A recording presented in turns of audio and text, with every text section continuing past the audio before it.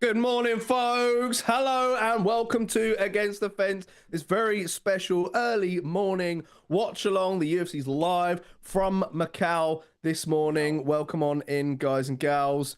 Hit the like button, hit the subscribe button if you're new to the channel, and let's watch these fights together. Sync up the round timer as we go along, and let's know who you're picking in these fights as well. Crazy who you siding with? Still got breakfast. I'm still having breakfast. That's how early we are. Well, it's lunch really, isn't it? No, I'm calling it breakfast. It's still breakfast for me. But yeah, man. What you got there? What's your poison? What's keeping you going this morning? It's not alcohol. Coffee at the moment. It's 5 o'clock somewhere. You can have a beer. Yeah, that's true. That is very true. Yeah, it's probably a good time in Macau at the moment to have a beer. First of choice would be a bottle of Qingdao. Oh, yeah. Great beer. Cultured, better than man. Tiger. I didn't know you were such a cultured man, JK. Look at that. Yeah. But no, I'm actually on the Barocca this morning because I decided to have a glass of wine or so last night. Fair enough. Look, with my meal no whilst watching the Vince McMahon documentary. Oh, yeah? Is it any good? Is it worth watching? It's good. Yeah, man. It is really good. Watch all of it. Yeah, it's good. I mean, kind of understood what Vince is like anyway, in general, having watching WWE back in the day. Yeah. But yeah, just under it's just understanding his whole mindset towards business and kind of the way he took over the competition in wrestling was quite fascinating. And apparently it's worth having a wine to as well. It's the kind of documentary you'd have a wine to, which is interesting. Mate, there's a few documentaries I have a wine to. I didn't put that one on the list. No, it's just good in general when you've finished a day at work or Friday drink. It's finish a week, yeah. But I get that. Should we run through the fight card? I'm going to do it via... Yeah, let's go for it. Let's get on the center screen. Why we've got the center panel up? Why not? Get to see it live from the UFC website right here. We're going to kick it off with the light heavyweight division, aren't we? Oh, man. Guaranteed knockout in this. So? Don't blink. Don't turn off your headset. Yeah? He's going to... Yeah. Okay. I mean, basically, both guys have got such high finish rate. Yeah. And Zhang Mingyang is an absolute tower. He is a big dude. He does seem. And then you got Diaz, sorry, who's 0-1 at the moment on the record, as it says here in the UFC, but I'm not sure how accurate it is. His Yeah, do you know he fought Joe Pyfer on Contender Series and got knocked out. Oof. Yeah. Well, look, it seems one-sided, but looking at the odds on there, I can imagine it's going to be massively favouring Zhang Mingyang, and what a name as well. You would think that's his kind of stage name a bit, wouldn't you? His little middle. Rolls off the tongue just nicely. Beautifully. Second up is still staying there with the light heavyweight division. It's Volkan Oezdemir. So these are two contenders we're all familiar with Carlos Ulberg. Seems decent. I'm going to see Carlos Ulberg back. It's been a minute. He had a fight previously that was cancelled, doesn't he? Ulberg. Who was he supposed to match up with? That was cancelled. Which is Ulberg. Let me see if I've got. Was it Kenan? No. Why would it be? No. It was. Do you know what? No, he was gonna fight Roundtree. That's it. You know, that was it. I thought Roundtree. I thought no, not Roundtree. But yeah, exactly him. So that was gonna happen. Yeah, no. Sorry. No, it was Jamal Hill. He was scheduled to replace Khalil Roundtree, fight Jamal Hill, but then Jamal Hill pulled out of the UFC 303 card due to injury, and then Anthony Smith then replaced him, and then 1 week later, Ulberg pulled out. Yeah, it's not really been and then was replaced by Roman Dolidze. So not been telling you. Yeah, it was a bit of a mess in that sense.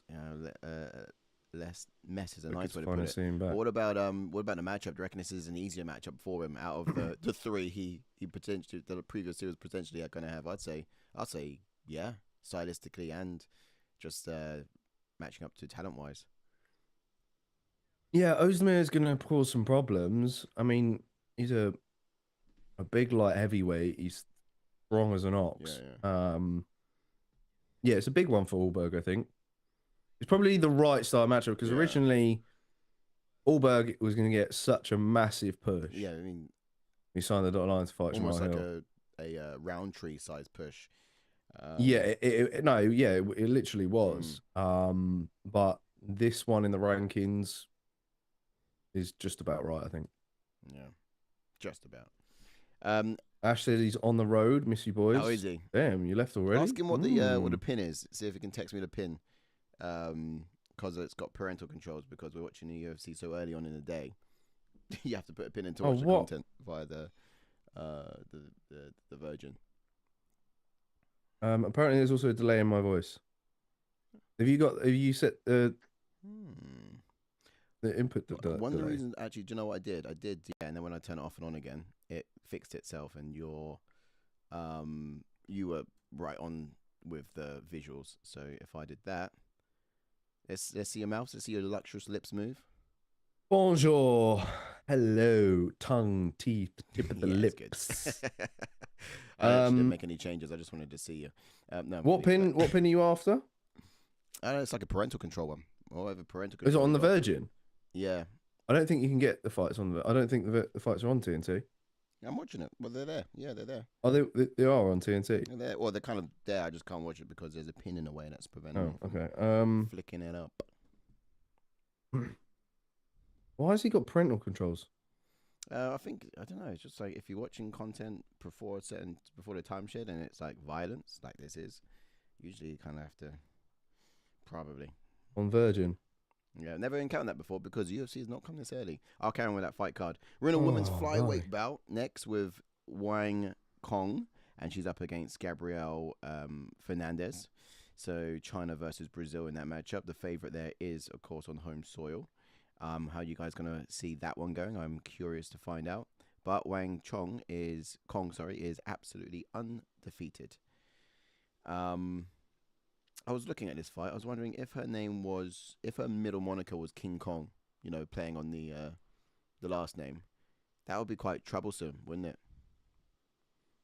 Yeah. Say it all together. Yeah, it's true. She's a nightmare, man. She's gonna be so good. Yeah. He's so entertaining to watch. Say it all together if her name was King Kong. How would they read it out on the card? Hang on. I'm just trying to figure out what's going on here with Fight Pass. I swear it said that the whole card was going to be on Fight Pass in the UK. Oh, the pin is 1, 2, 3, 4. All that effort, eh? Yeah. Welcome on in, Psycho Paul and Breezy. Hello. I should have just guessed it, to be honest. Hey, how you doing? What's up? So, yes, lovely to see you guys. To see you, lovely. Question for you guys is: if Wang's middle name was King Kong, how would Bruce Buffer announce it? We advise we're by the watershed, so might have to bleep that one out. Next up, it's Zhang Kenan, and he's up against Muslim Salikhov. So that's going to be happening in the welterweight bout division. Third up on the card. It's a long card, 6-fight card. Women's strawweight is the co-main on this one. Xiaonan versus Tabatha Ricci. Excited to see that one. Really not entirely sure who's going to win that. But obviously would love Baby Shark to get the job done. And then we're going to wrap up tonight with bantamweight division with Petr Yan and Deiveson Figueiredo. One I'm most looking forward to see. Bear with. I'm going to have to put the fire stick back in. All right, valid. It's not doing it on the old Fight Pass, as it said. Maybe. Breakfast. Okay. So that takes us to the very top of the fight card. And we're there. So let us know, guys, any exciting predictions for this card. Who is your potential fighter tonight? I want to hear that in the chats now. If you can, type that in and let us know. And also, just who have you enjoyed watching so far? I take it you guys have tuned in throughout all of breakfast. Whilst tucking into your Cheerios and sipping on your coffee and caffeine carbonated fueled devices, whatever that might look like. You guys would have enjoyed some of those fights. Let's find out who you've enjoyed the most. I'd love to read those chats. Send them through.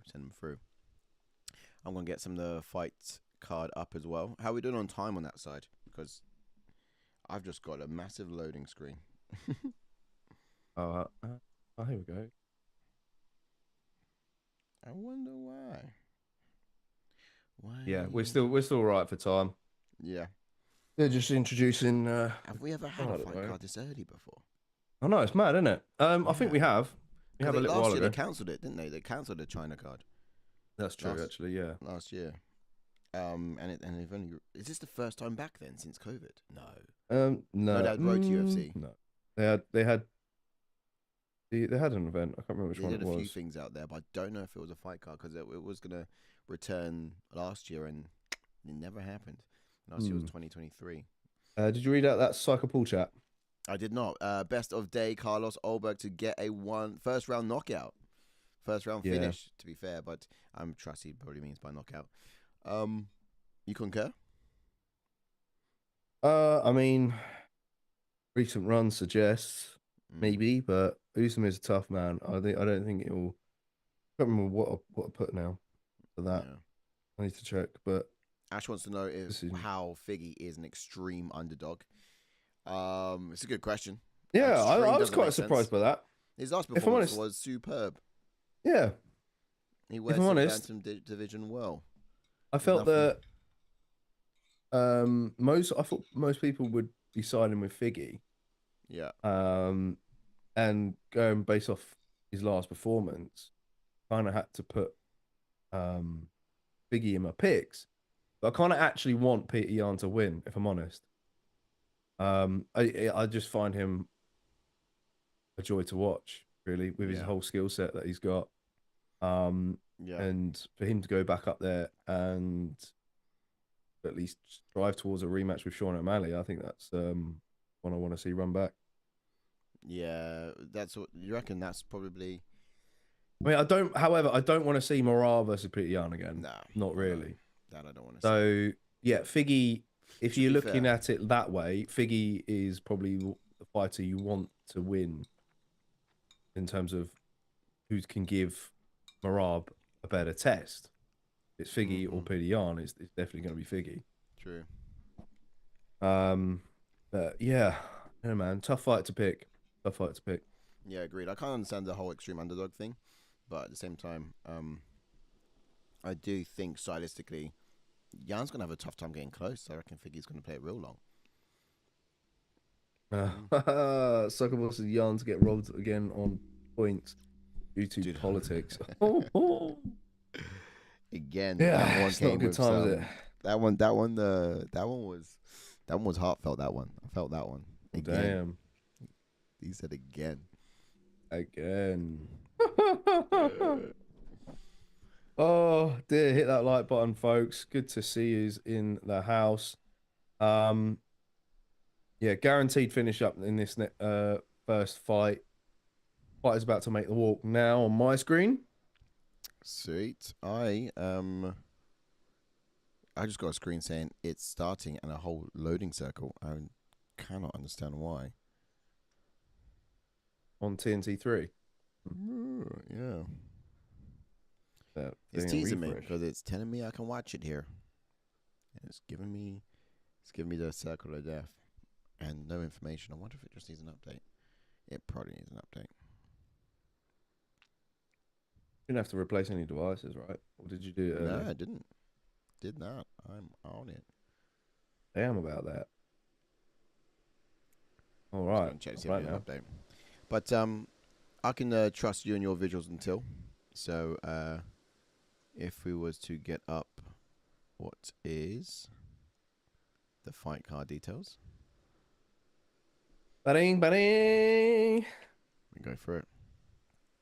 Yeah, boy. Ozzy Diaz making the walk. Was about to make the walk anyway. I feel like the UFC are taking their time with this, even though they're well behind schedule, I think. Are they behind? Is that chick about died in the minutes octagon? Yeah, I saw the messages on that. I was like, damn, I need to see this. Oh man, she didn't get up for ages. They had to stretcher her off and everything. Oh, but Ozzy Diaz, here he comes now, making the walk as a professional record of 9 wins and 2 losses with 7 knockouts and 2 submissions. 6 first-round finishes, making his UFC debut on a 2-fight win streak on Dana White Contender Series in 2022. He got knocked out by Joe Pyfer, but he's never been submitted. As far as fighting style goes, he's an orthodox fighter, boxing style, Stands heavy on his lead leg, baiting his head forwards to so he can pull it back and then land his counter. Usually he takes his time and picks his shots with precision, mentally tough. He's never down and out. He'll dig deep, stay patient, and keep hunting for that finish. And he kind of had to do that in his last two fights. One of them 2 fights ago was against a guy called Chuck Campbell, who Modestus fought. I think Chuck Campbell had him hurt in that first round, but he was able to immediately come back into round 2 and put him away. Impressive fashion. And I think in his last fight, he had to fight off rear naked choke attempts. And then was able to come back, I think, in the second round again as well in that one. So, yeah, it's pretty clear what expectations are going to be like for him coming into this one against a pressure fighter. Going to look to take the block off straight away. Get into Zhang. Yeah, go on. So, Mingyang, it's not only just fun to say, this guy's got a pro record of 17 wins and 6 losses, 11 KOs and 6 subs, 17 first-round finishes. His UFC stats suggest he's 2 wins and 0 losses. Debut was right back in 2022. And he's on a 10-fight win streak at the moment, which is probably one of the reasons he's a massive favorite on this card. Also, he's an orthodox fighter, fast hands, speeds, applies constant pressure to his opponents. He does this best work staying tight in the pocket and sort of uncorking his overhand right and left hook in sort of succinct fashion. But he's got a real devastating finisher as well with his heavy power. He's able to put people away in almost like a blink of an eye. But he does have some submission skills too. Most of his submission wins, they are like rear naked choke and things like that. And if I get up on the card here itself, we can kind of look at how this matches up in terms of those grappling accolades. But they haven't logged it on here. Guys are still too new to the scene. But yeah, either way, that's some of the fighting styles for Zhang Mingyang over here. Expectations for Diaz, JK. Yeah, I'll get some expectations with Diaz before I get to Ash's chats. Basically, he faced some adversity in that last fight, as I was saying, on the regional circuit, and he had to defend multiple rear naked choke attempts and is still yet to be submitted as a pro. He could fall back on his wrestling skills if Mingyang's pressure and power becomes a bit too much for him, but I expect him to stay standing for the most part. He needs to put that toughness to good use and kind of draw Mingyang into the latter stages of the fight, attack the body, make him fade first, and then capitalize when he's tired by landing those shots up top. Yeah. And for Mingyang, like he made quick work of Brenton Ribeiro in his UFC debut, and there isn't a lot of tape on this guy, but what you can say is that he'll bring the heat. Like he'll march forwards, he'll fight with fire, and just try to find those ways to land his overhand right for another walk-off KO. This does look like it's set up for a pretty spectacular. It's set up for a highlight reel, looking on paper, but will we get that in person is the key question. Yeah. Yeah, that is true. I think I've got him for Mingyang round 1. Yeah, I believe. Guys just got forced, man. I'm telling you. Do you reckon it could be one of those little lackluster? Got the fighters up there. Do you reckon it could be one of those little lackluster draws that drag out? Oh, I hope not. Yeah, well, that's working Ozzy Diaz's favour if it does.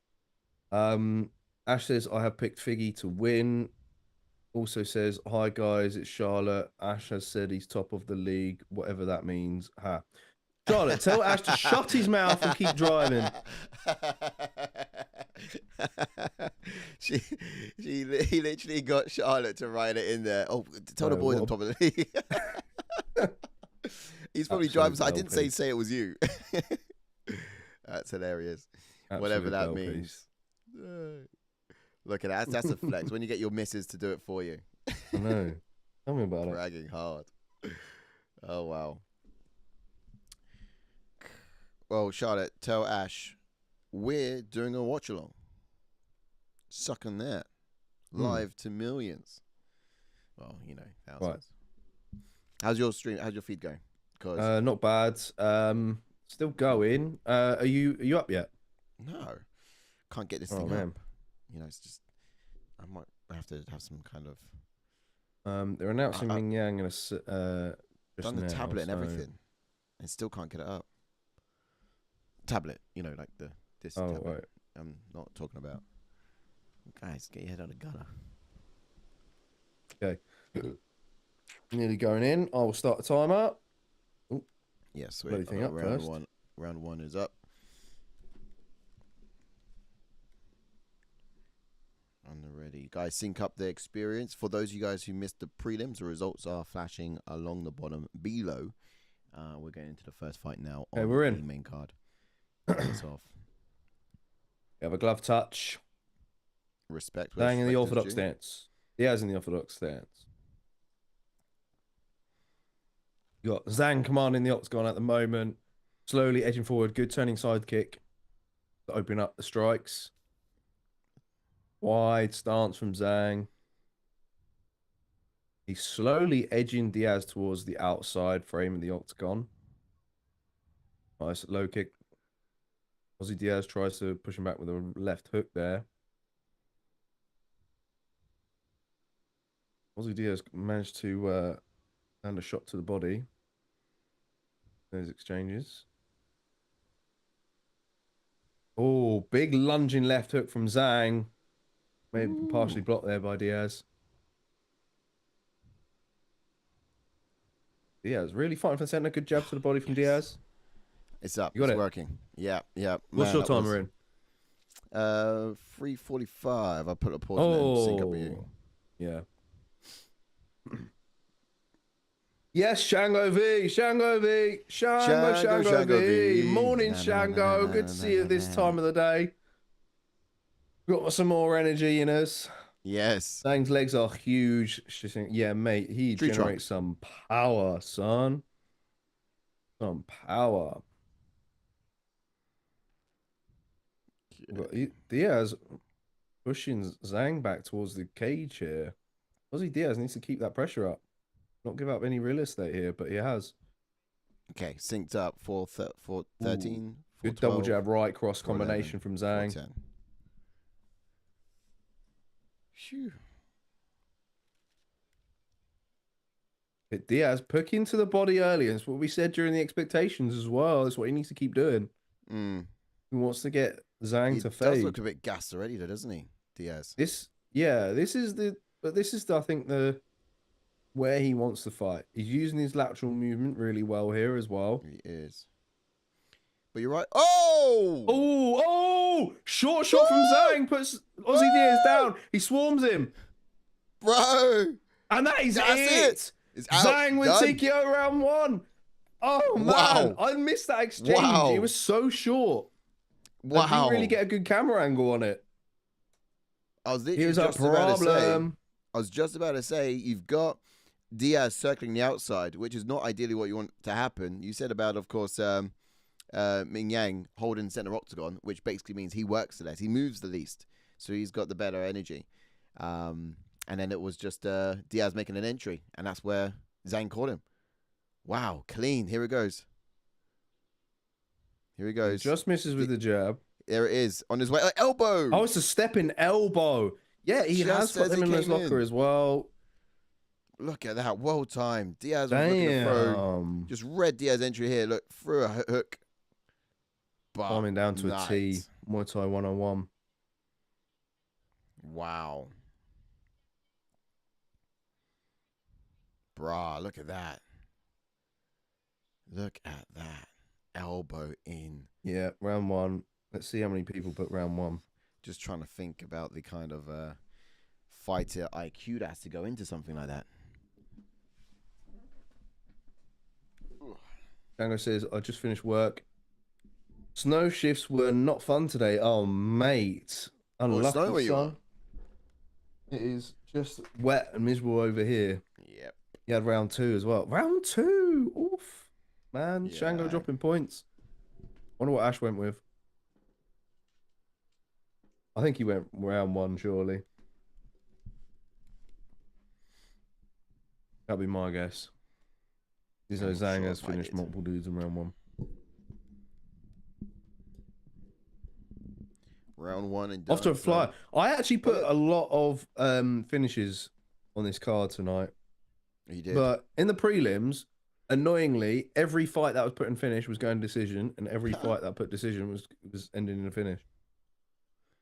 So maybe you might actually have it sync up or calibrate for the main card. Having said that, that last fight on the main card, on the prelims, I did get put decision. I got that one right. But the one prior, I put round 1 knockout, went to a decision. Before that, I had decision, knockout 3rd round. Oh no, to be fair, I didn't pick Carlos Hernandez, which was annoying. Went with the underdog in that one out. Then Lone Kavanagh, I had him round 1 knockout. He went to a decision. Here we go for the official decision. Sorry, official. Well, it's still an official decision if it was a knockout, right? Just the official announcement for it. Good to the UFC bringing in more Chinese fighters. Yeah. Searching, taking over China. Yeah, it's probably China's time. When's the last time they had a dominance across divisions? Never. To be fair, Biden was president, so now that things have shifted, we might see a difference. Do you reckon that would have made a difference? I don't know if that would have helped. That made a difference at all. No, I'm just chatting shit. It's more sort of probably harder with Trump than anything else. We'll see. We'll definitely see more. I want to say Russians up there. He seems to be in bed with all the bad guys across the globe. I don't know if what you want a president who's a bad guy, and he's in bed with all the bad guys. Therefore, you're just joining the team that's currently effing everything up, which could probably be the winning team, or just a good guy president and just nothing gets done. Because finishing. I think Ash put round 2. Oh, did he? He got 2 points in that. Oh, I wonder what I've got. But I don't even want to. He's only 1 point above Wales, so Wales is going to overtake him. Oh, We've got to knock Ash off the top spot. That's the goal tonight. He's not here. He's gone off to do family photos. Ruined our weekend. We're meant to record some more content for you guys to go out for across the Christmas period. A man books family photos. For like Jeez people, for people he's gonna see every day. Like you're not exactly. Gonna see them, like you're gonna forget what they look like. You wake up, look who it is. Can't you do that towards the Christmas period when you can dress up and Christmassy and do all those kind of photos? Yeah. You're gonna record some. Oh, this guy's going in on the mic. 5 y'all. I do. Smash a like on the video, folks, if you have not done so already. See what you guys got. We're going to have to get a translator in here, but he seems to be saying a lot of stuff. Oh, did you just have control over the round timer? Zhang Mingyang. Just up and down. I can't start it. Just can show and unshow. Oh, okay. Oh, that's annoying. Yeah. I wish I could start it. To be fair, you can use the QR code to get it on your web page up. I think I need like another. I might have to do another screen for it though. I think what I need is another 3 buttons because you got one to start it, one to stop it. Or maybe I could do a toggle button. So maybe I'd have to have 2 buttons, one to bring it up and one to start it. And I only had a space for it once, which is why I just used that. Yeah, dog. Sweet. That's a good point. I might actually start doing that going forwards, actually. Just get the controls for it like that. Oh, yeah. May as well. It works quite well. Yeah. If you got it open there, just whack it in the Zoom chat thing and I'll grab it. Yeah.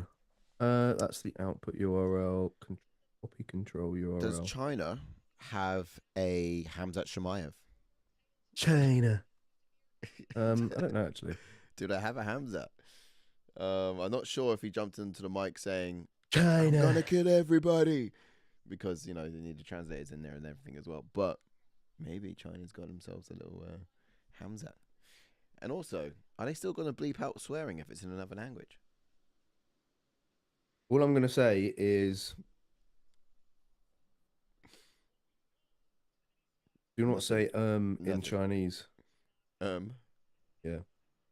It's not, if you're trying to... You know what it is? No. It sounds like they're saying the N-word.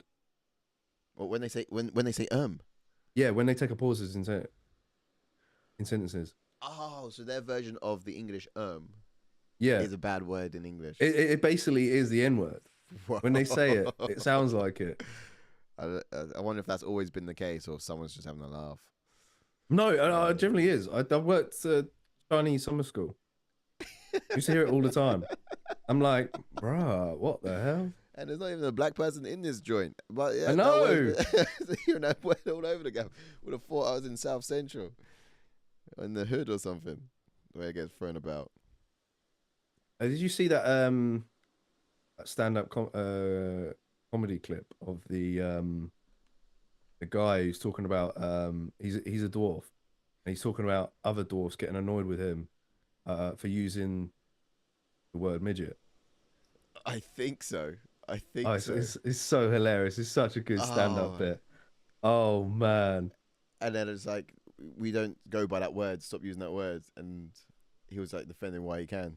Yeah, he's like, you should stop doing it. And he's like, well, I don't get it because, like, black guys have their own word. And then he's like, "Mom, midget." Oh, it's just so hilarious. He's like, why black guys got their own word? Why can't we have our own words? Take it back, right? Just take it back. Oh, it's just hilarious. It's so good. Oh, wow. Little funny midget. people are the best. Oh, man. What do you think of this new kit? Jan's walking out in at the moment. I saw it on the website, the brown and yellow one. Yeah, I don't know. I kind of like it, the brown and yellow Venom apparel. Yeah, I've not been too into the last two fight week stuff that they've put out. Have you not? No, I like this bit that they put out. I think it's not too bad. Not a huge fan. Psychopal says, insane Zhang Weili isn't on this card. Yeah, I think they tried to book her up against Tatiana Suarez, perhaps, and Suarez to see. She needs to return pretty soon though. But she'll get saved for pay-per-views. Yes, yeah, it's a good point. She hasn't fought in a while. It would have been a good time to have it.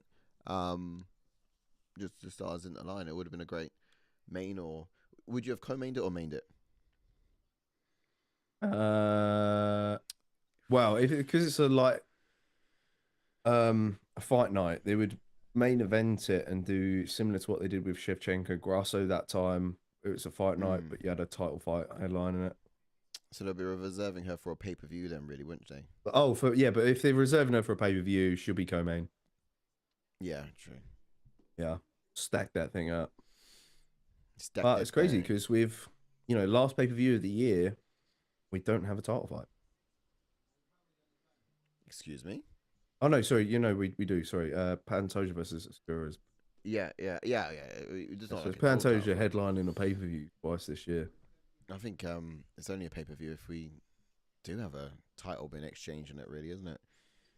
Yeah, of course. The last fight night where they swapped titles, I don't think they haven't had a fight night where they put a title contender on it, or contender. Yeah, but sorry, they don't do a title bout.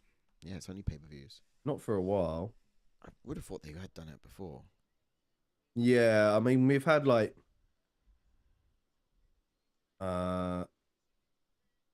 who is it? Colby Masvidal was probably the last one.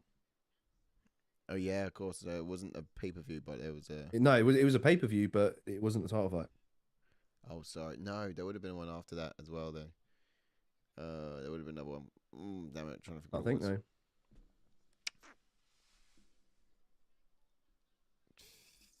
All right, should we get into this fight? Carlos Ulberg. Sure, my brain's not thinking. A walk.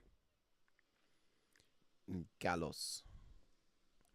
fighters are up. So with Ulberg, he is on 10 wins, 1 loss, 7 KOs and 1 sub, 6 fight round finishes as well, and his UFC stats are 6 wins and 1 loss. Now, his debut was back in 2021, and he was on the Dana White Contender Series the year prior to that on 2020. But yeah, as I said earlier, this guy is on a 6-fight win streak. Great momentum, unstopped, unchecked. How high can he go is the question. Now, his style is orthodox. He fights tall and long with his lead hand outstretched to kind of manage the distance and disrupt the striking of his opponents as well. It's all a bit of a hand fight. Now, athletically, this guy is as athletic as it gets, really. He's got great movement, great agility. He often sends his opponents the wrong direction before circling away from danger, and then he throws those thunderous kicks as well of his. Now, we talked about big thighs before. You're going to see these ones. Such speed, it kind of needs a little bit of a setup for it as well. But he's kind of explosive with the hands too, capable of putting any kind of light heavyweight away. But yeah, someone who I thought has an impressive fighter because of his IQ, and for someone who has such as infancy in the UFC, his striking is quite accurate and composed at all times. Yeah, that's right. As for Volkan Oezdemir, who's currently making the walk, he has a professional record of 20 wins and 7 losses with 13 knockouts and 2 submissions, 14 first-round finishes. UFC stats are 8 wins and 6 losses. Made his debut in 2017. And he's currently on a 2-fight win streak as well.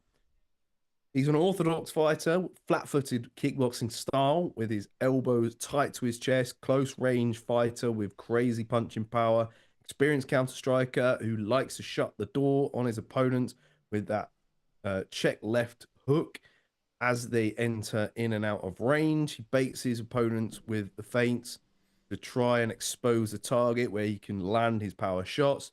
Remains calm and composed in the striking, mixing in the odd knee or kick to refresh his combos, but will swarm with finishing blows when he's got you hurt. Bit of a one-dimensional fighter, although he does possess powerful leg kicks when he decides to throw them. He used them very effectively way back in the Rakic fight.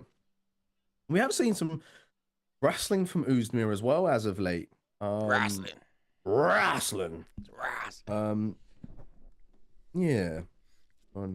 Quite interesting. Might be wise. Yeah, I mean, he did best a wrestler before sending him to the division below. That was, of course, Paul Craig. Did very well with that. He's more of a jiu-jitsu artist, really, isn't he, than a wrestler? Yeah. But otherwise, yeah, he's got good game plans, and he sticks to the game plan as well. He doesn't deviate from the plan, Oezdemir, which I quite like about him. Let's see what kind of game plan he initiates against Ulberg tonight. But some expectations on that. I would say with Ulberg, if we go back to that Mendenfield fight, we remember he got blitzed quite early on. That was his last fight, and he dealt with it by putting away. It was like 12 seconds. It was really quick, wasn't it? Yeah. So he put away in 12 seconds. Now, usually he likes to take his time and see what his opponents bring before working out his counters. But he'll need to do this against someone with Oezdemir's power now. I do think Ulberg will have speed advantage. He'll probably be able to evade. Will be stepping off on those angles as well, and just kind of create openings for his counter left hook to land. But yeah, he might have to work out his puzzle before he kind of initiates his game plan. Yeah, it was Alonso Mendenfield. Mendenfield felt that he needed to pressure Ulberg early and not give him space to really set up his strikes. But in the process, he got caught. And Ulberg put him away. As for Oezdemir, though, he spent plenty of time working on his strikes to the body in that Johnny Walker fight. He was mixing between starting his combinations with them and finishing the combinations with them. And I'm expecting the same, more or less, in this one. We may see some wrestling from him if it becomes evenly contested on the feet. We have not seen Ulberg taken down much in the UFC, but if Oezdemir can succeed with this, then he might make Ulberg hesitant to engage on the feet. And I think that's going to be his key to victory here. As we can see, they touch gloves. We're in. Oh, I missed that timer. That's cool. We're rolling. Your time is... Oh, yeah, you can doctor and get ahead, can't you? Yeah, it's a little bit awkward, though. I'm going to try get the key to start it and stop it. I can probably do it at 30. 3:30. Yeah. Oh, have you tried to do it? No, I haven't yet. Oh, it's something Oh, skipped. hang on. It's gone to 3:30 rather than 4:30. Yeah, catch the 4 o'clock one. But I'm on 4:25, 4:24. I put 4 minutes in the thing. 4:23, 4:22, 4:21. Yeah, it's really awkward. Okay, here we go. So at the moment, it's Oezdemir commanding the center of the octagon, and it's Ulberg moving around the outside, using that jab as always, and Oezdemir just peppering up that lead leg. Okay, and I think that's probably going to be the strategy Oezdemir is going to exercise here, taking the tree down from the base.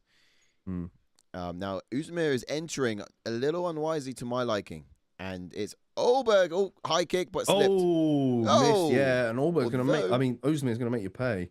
He will, yeah. Cool.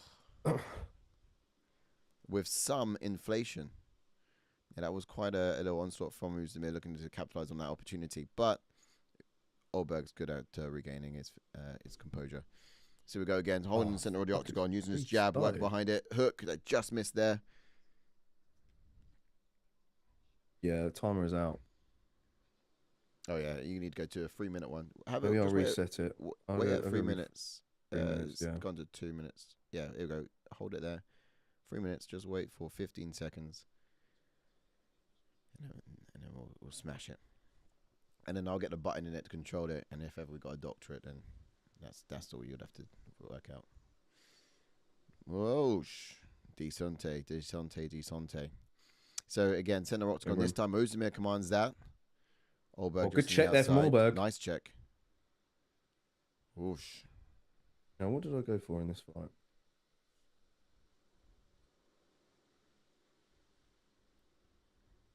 Close the gap on Ash. Very good. Ash definitely went. I went round 1 knockout. You did? Yeah, but I mean, I'm not proud of it though. I think Oezdemir is tough to stop, and I wouldn't be surprised if he goes past 1. It wasn't a very educated pick for me. Yeah, I think I did decision. You just get caught up on recent runs. Yeah. Like, I kind of thought that, the way Oezdemir was able to be composed against Paul Craig, had a good strategy, he might be able to draw it long and go the distance. But then also with Ulberg, that power is dangerous throughout. I thought it'd be one of those ones that you expect to knock out, but they give you a decision. Yeah. Because that's how they do. That's how they do it. Yeah, both men are just tough. Difficult. Oh, nice. Yeah, it's Oezdemir's face. It's redding up. Ulberg is finding the mark. Great accuracy. I think this round will go to him on damage alone. So far, we still have 1 minute 30 left. And Oezdemir is looking to get it back. Oh, staggered a bit. Did the scorecards just pop up on the screen? Yeah. I was going to say, I just see them there. Shall we use them? Yeah, I forgot about that in the last one. Didn't need them in the last one. Knockout in the first round. Breezy says Oezdemir's legs are trees. And Zhang went round 2, Ulberg. Wow. Catch up with Ash, round 2. I reckon Ash went round 1.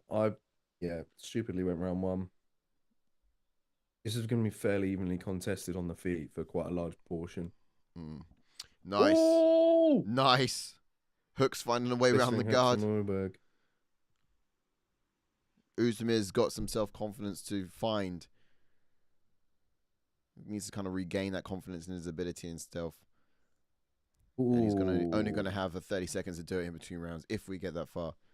Ulberg just busted his leg up there in that exchange. He did, yeah. See how it goes. Ulberg's got to decide. Wow. Oh, Ulberg attacking the body and then going up high with a high kick. That was good. Very good. Combination. But Oezdemir still pressuring forward. Oof, just missed with that left hook. Oh, landed that one. Oh, and he landed that time. The head kick was nicely done by Oezdemir as he pushes the pace towards the end of the first round. The last 10 seconds was his best 10 seconds, but is it enough?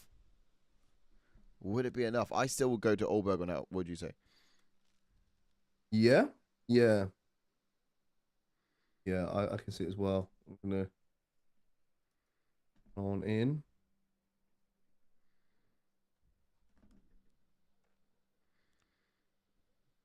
And 9 Ulberg. That's how we're scoring it, guys. How did you score that first round? Do you reckon that maybe perhaps Oezdemir stole it towards the end there? It was a good combination, but was it enough? I would go Ulberg on that 110-9, yeah. I just don't think it was enough, although it was his best. The best he had. Let's have a look. I'm going to grab this timer bug.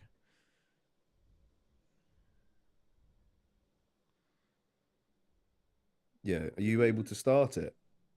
Yeah, if I get that key. That's all I'm going to need. We're about to go into it. Not this one. I'll go start this one. You do that. Okay. You do that. Bertrand is about to kickstart this second round. Nice little prey in the octagon there before he puts him in, and we're in. Who's me? Ref. Oh, the ref did. Oh, I see. Look like a little prayer for you. Hands together. I didn't even notice that. Maybe he does it in all the time, every round. He does, usually before a fight.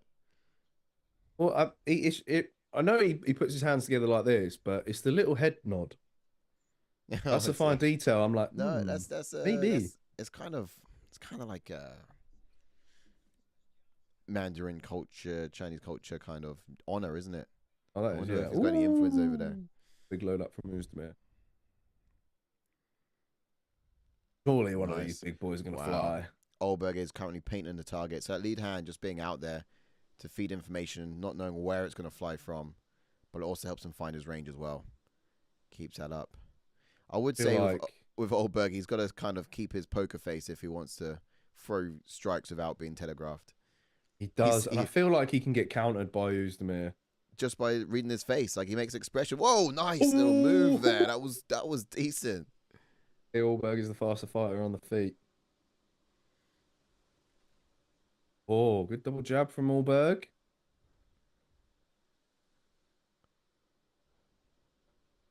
Trying to Oezdemir from coming forward now, using that outstretched left hand.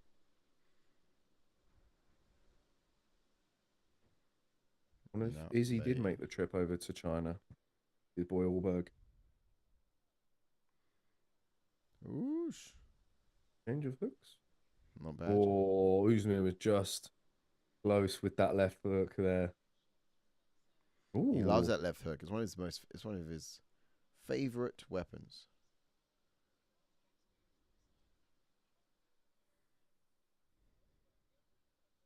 Oh, outside low kick that time from Oezdemir. For the jab. Oh, Ulberg nearly put the combination together.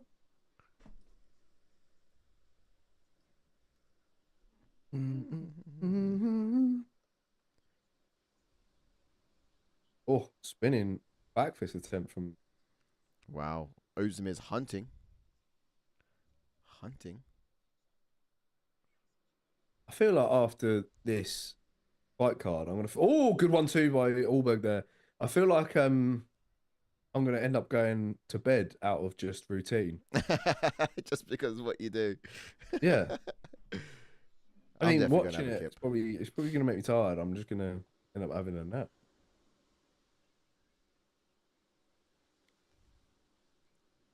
Yeah, I love. I'm definitely gonna have a kip. I was boxing training last night, and I must have got back like late into the morning.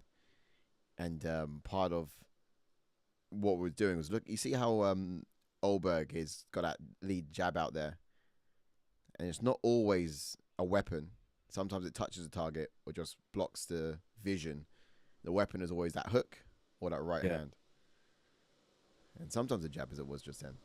But yeah, just doing like techniques like that actually. So it's quite cool to see it at this level. Perfected at least. Obviously I do not yet have it perfected. Big swing and a miss from Oezdemir. Not many strikes have actually landed, I don't think, in this the second round. Round the outside.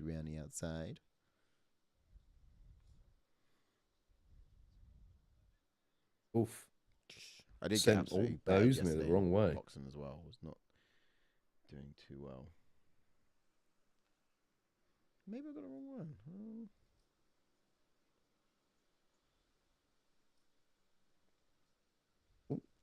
Side kick attempt from Ulberg. The leg of Oezdemir. Not many kicks thrown in this fight. All been with the hands. That being said, one's thrown just That being there. said, yeah, Oezdemir's now. He heard you. Trying to attack that lead leg. Oh, Oezdemir nearly worked himself inside. Drops that lead leg down again. I think that's a good strategy now for Oezdemir.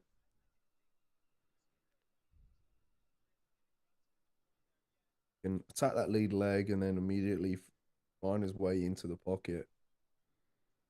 Load that, walk that left hand of his. Jab. Whoa, nice hook there. Oh, just missed with the hook. That time in Ulberg. Clipped him, smeared the blood on the face.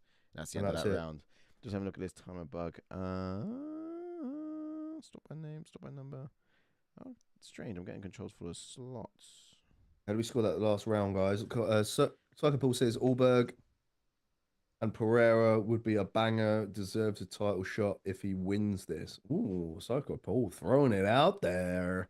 I mean, I can see where your logic is going in comparison to Lil Roundtree's attempt.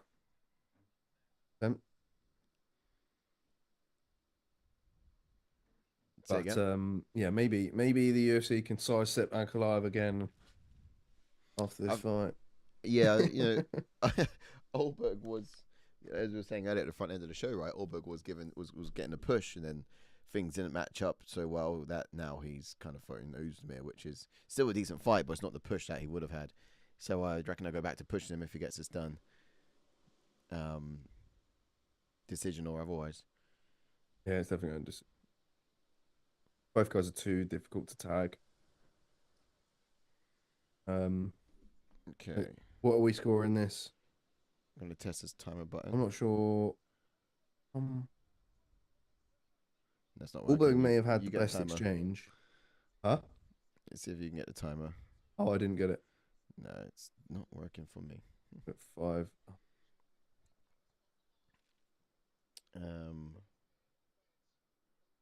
Overlay timer bug. Ah, it's working for me now. Got it. You did. Great. No, why does it go 3 when I put 4 in? I did it really? Yeah. Fuck's sake. You gotta do 420 and wait. Oh, look at this happening now. Oh, Oezdemir's just hunting him down. Oezdemir's got it. He's like, as soon as he takes the canvas, do not let him reset. He's figured something out. Oezdemir knows he just cannot let Ulberg have his space to move. Wow, nice. Oh, fast. And Ulberg just constantly hook and moving out. It's about time Oezdemir shot at him. The guy was moving way too much. It should have happened sooner.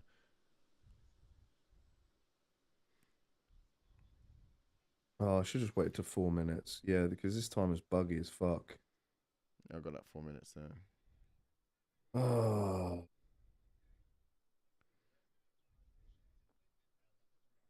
You're gonna need a 330. Why is it? Because it's because I'm changing the minutes. So I need to press take first. I think.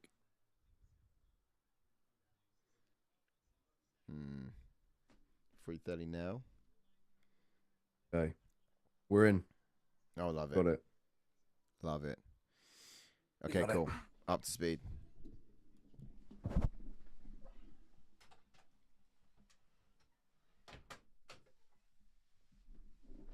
So, I missed that exchange. Largely just hooks from Ulberg and then slipping out, finding space. Wow, nice. Oh. Just missed that. Ulberg is gassing a bit, though. It's great that he's got an offensive strategy after striking as well still, even when he's this fatigued. It's real clever. But he's getting more tired. Why? Because he's moving the most. He's on the outside. Oezdemir's holding the center octagon, and he's making Ulberg move the most. But it does also complement, at the same time, his fight style. You know, it's... Oh, nice right hand. Oof. Ulberg's now finding the openings.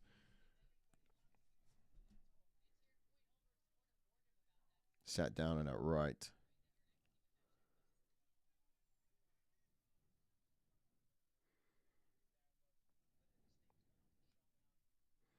dictating the rules of engagement, I would say.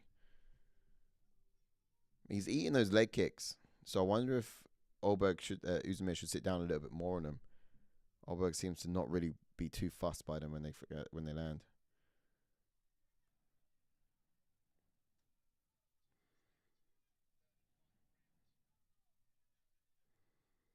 Nice little slips. Oezdemir reading that initial jab from Ulberg, but he's not capitalizing on a counter as effectively as he could. Especially if he makes a successful slip the way he has. You know, he should be punishing Ulberg for it, but he's not quite so much. Ulberg's got real good defensive maneuvers. Nice little jab, just peppering the target. Decent once again.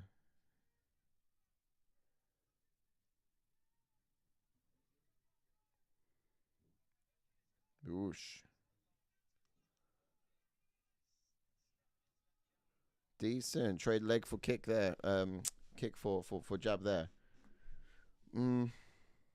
Oh, nice entry there. Good level change. An entry from Oezdemir, but Ulberg turns the table on him. Nicely done. Good defense. Finishes it with a body kick as well. Got less than a minute left here in the third round. I would say it's unanimous from Ulberg looking at the way we've scored it. Yeah. Oh, went high, just missed. Oosh. Really, what does Oezdemir have to do to secure this? It's got to be a finish, right? Yeah. Does he take down and ground and pound, or does he just? I think he would need to, but I mean, it's quite a close fight, really, on the feet. Yeah. It's not really been one-sided at all. Well, I would say right now, Ulberg, although I thought he was most gassed, he's forced Oezdemir's gas tank to be depleted just because of damage he's put on him, the hurt he's put on him. Yeah, it's been a good third round. Yeah. I mean, we could say 30-27 over here, but it could very well be 29-28 across the board. Yeah. Here we go. There we go. That's a wrap. That's that. What do you guys score at home? I kind of got that all three for Ulberg for me. Yeah, Ulberg says, Paul says, Ulberg has a chin, eating some shots. Not a mark on him. Yeah. Look at tough dude to Shango. It all sits on Oezdemir's side. And it's interesting. Okay. I just test the timer bug. I just pressed take on it. I think I did that. I'm just testing it. If I get that to get rid of. Freshen it. Breezy said Oezdemir just looks a lot worse off at the end, I think. Ulberg snatches it. 29-28 maybe, says Shango. Yeah, I'd say. Yeah, I think it's good. Good showing from both men, but it would be a good win for Ulberg against a veteran. Agreed. Let's see what happens. Just going to test it one more time if I press start. Not going to have any audio, I'm afraid. We can see what happens next. Decision, though. I did put decision, yes. Did you? I did, yeah. Oh, man. Take the point. Just have a look here. I'm not able to take, actually.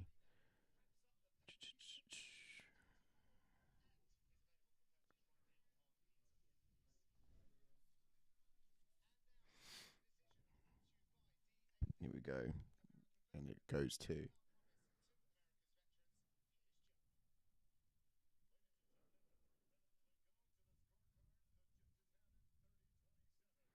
I have no sound, so I can't. 30-27. 30-27. Yep. We're calling. So our scorecards are right. Or Carlos Carlos Ulberg, who picks up another victory. That's 7 straight in a row now for him as he takes out the number 9 guy, was it? I've got so many tabs open. Everything. No, number 8. So he's going to move in at number 8. Go above Johnny Walker. Should get there. Khalil Roundtree is just above him. We got to get in the rankings now. Let's get that up. Yeah, I do think that's probably what happens next, isn't it? There is a lot of fights to make, and I think it's gonna be Rakic. Go on, Jack Black. Let's go. Yes, George Berry. George Morning, Berry in the house. boys. What's up? Welcome to the House of Fun, geese. Good to have you in. Aldi shopping done. Good. Daughter's ballet exam done. English weather terrible. UFC in the morning. Lovely. Oh. Wow, what a start to the day you've had, sir. It's your Saturday. Welcome on in, brother. Press the chats for me, see if it pops up. Yeah, that's true. Okay, cool. Just checking. Lovely. George May, hello. Welcome to the House of Fun. Tucker Paul says, fair result. Could argue Oezdemir nicked a round. Yeah, I know. I think he could have nicked round 2, to be fair. I felt round 2 was very close. Yeah, but if there was a round, I would have said it would be that one. But otherwise, it doesn't change the fact that Ulberg for the win. Oh, who's this Joker? Oh, Wang Cong, man. She's jokes. Oh, absolute psychopath. Fernandes was just like, bro, I don't know what you're doing. That's King Kong there. She's like, you're right. Yeah, in terms of next matchups, then I would love to see Ulberg versus Rakic. Personally, I think that's a good test for Ulberg, somebody who's got very good kickboxing skills, similar to Oezdemir, I think, but Rakic is just a bit better with his movement. However, Khalil Roundtree would be a faster route to the top, though. You can say, man, I love you fought maybe, contender. but then you fought Roundtree is down there at 6 though. Yeah, agreed. And where is he going to go to? He'll go in at 8, 7. He just beat Oezdemir, so yeah, he's going to go up to like 7, just above Oezdemir. I think I remember saying before that I would like to still see Khalil Roundtree fight somebody above the rankings because of the decent performance that he put out against Alex Pereira, and I may have put Rakic's name in there. It just depends on when Khalil Roundtree's going to get back into contention. But then the other argument to that is the fact that he already got one big handout. To give him another big handout? There's an argument there, I guess, as well. I mean, I think Prohaska's apparently got a fight booked at the moment. Nothing's been announced yet, and I feel that is Jamal Hill. You reckon? Yeah, I think it's Jamal Hill. However, I wouldn't be surprised if it's Jan Blachowicz, because Jan, we've not seen him for a minute. Yeah, I still can't believe Jamal Hill's up there, I still can't believe that. Me neither. Blachowicz, Jamal Hill, yeah? That's the one. If Prohaska's got Jan Blachowicz and it's not Jamal Hill, 'cause I got a feeling it is Jamal Hill though. Then I'd like to see Jamal Hill fight Khalil Roundtree. Yeah. And then do Ulberg versus Rakic. It does get quite exciting with his top 4, doesn't it? Yeah, man. We fight 2025. Yeah, the only kind of real legacy. Well, yeah, it's Jan and Ankalaev, but a lot of the names up there are relatively new. You guys coming on through. Ulberg soon to be amongst the mix as well. And for Ulberg, we said, one of those two. But for Oezdemir, what happens to this guy, Johnny Walker? They fought before, haven't they? I believe. Who's coming through? Azamat. Yeah, Walker. Oezdemir KO'd Walker in his last fight. So Oezdemir will probably get Azamat Mirzakhanov, although I'm sure Mirzakhanov was booked against. Might have been Guskarov. And then he pulled out, so I don't know. But other than that, Mirzakhanov versus. Yeah, we can make that happen. You got Bogdan Guskarov is fighting Johnny Walker, and Reyes versus Smith is happening in 2 weeks.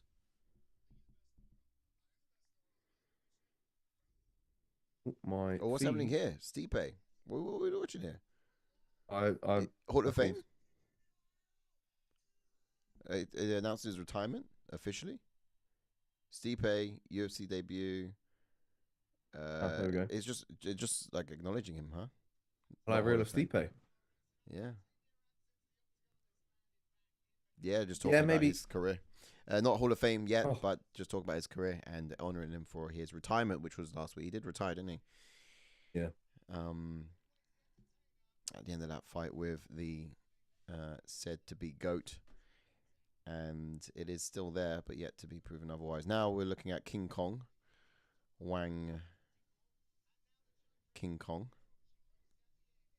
versus Fernandes. As it plays out, now she's a huge favorite. You know, submissions, knockouts, and a six-pack. This girl's got it all. Yeah. Quick chat spin before we get into reading out stats. Ash says, let's go Ulberg. Ash, what did you have? Did you have Ulberg by a knockout? Soccer Paul says, pound shop Zhang Wei Li. Oh, wow. Really? What? I don't know about... I mean, either we're saying that the caliber of Wang Zhei Li is so high, even a pound shop version of her is pretty sick. Or is Wei Li Zhang not a pound shop version of Wang? Because one of these girls has a win over Valentina Shevchenko in combat sports. So,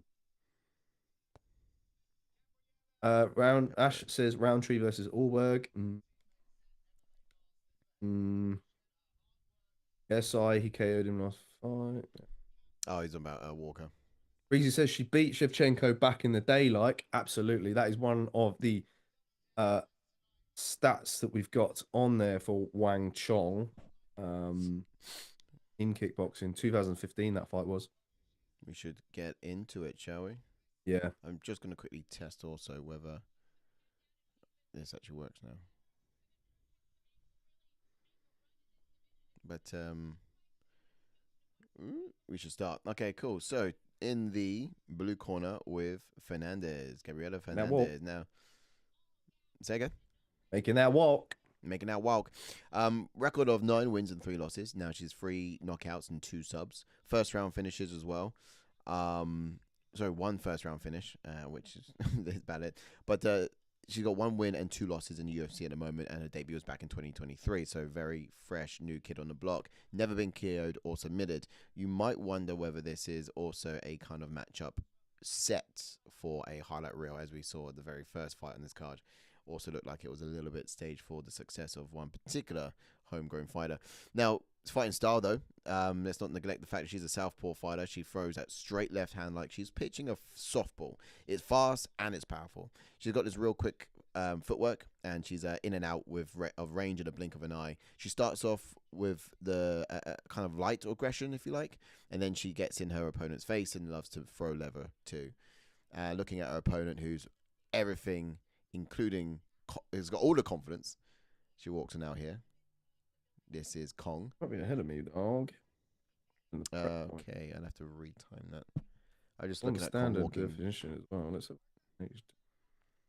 I look at Cong walking down now. Absolutely feeling it. She could be a guy, couldn't she?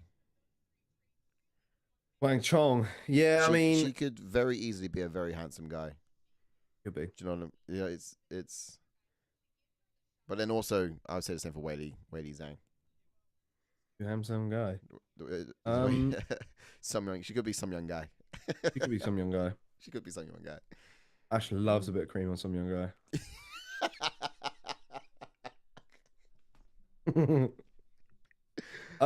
Wang Chong there making the walk. She's got a professional record of 6 wins and 0 losses with 2 knockouts, 2 submissions, 3 first round finishes. She. You said he. Like she? Let's say that she. You called him a he. Yeah, that's it. We was talking about. Oh damn! Look what you done now. That easily. Started it off. You started it off. She made a UFC debut this past year, and she's never been knocked out or submitted. And yeah, a win against Shevchenko on your kickboxing resume is very impressive, and you can kind of almost see what the UFC are trying to achieve here, and have a similar storyline to Izzy Pereira, perhaps, in the women's division. But fighting style wise, she's a southpaw fighter, kickboxing style with powerful outside low kicks. She always steps into the cage with a lot of confidence, and she fights like that too. She has worked on her grappling in recent years to round out her skill set, And we saw that in her last, fight on road to UFC. She got the job done by submission. So it could be a good fight for her to get another submission win on her resume. And this, perhaps. What's it? Excuse me. Sorry. Oh. We shall see. Now, as they do the announcements and get these girls ready to walk on in, some expectations for Fernandes. Now, she's not going to let Cong settle into the fight. If she does, she can probably turn this fight into a bit of a boxing match and avoid the kicks. The brawl route would be her best bet, I would say. Make it as messy as possible. Be the one to initiate the grappling exchanges, do a bit of dirty boxing within them as well, and just be first to establish the control. Now, this is the area of the fight where we could probably see some weakness from Cong, and it's probably up to Fernandes to take advantage of any of which of those areas present themselves. That's right, y'all. As for Wang Chong, I think she needs to look to capitalize as the fight draws along. Fernandes likes to start off fast. So if Chong can remain calm and calculated, then she can find success with her hands once Fernandes starts to fatigue, in my opinion. I think she needs to target the body early. I want to see her disrupt Fernandez's breathing. And to do that, she'll use that teep kick a lot down the middle. Don't let her into range. You dictate the rules of engagement and use that. I think she got longer reach. If so, she needs to do it. Look at this. What's her say? Timer on if you can. I'm not even there yet. Oh, yeah, I'm looking at the thing. I actually can't activate the timer button by the buttons. I can either show it, drop it, select a different one, but I can't take it. Just announce Wang Chong for me. Oh, right. So you're that far behind. Mark Goddard. Yeah. I'll press the pause button. I think mine skipped forward then. Hey. So Wang Joker Cong. It just doesn't flow. King Kong, I don't know. King Kong flows. We're in. All right. Taps the side of the fence and go straight to the center. The crowd, you can't hear it, but the crowd's going absolutely nuts for her. Really? Yeah. Get up there. I thought this was going to be silent. No. Oh no, it's normally Japan. Japan are like usually dead silent and they listen to ha ha, and then that's it. Oh. Yeah.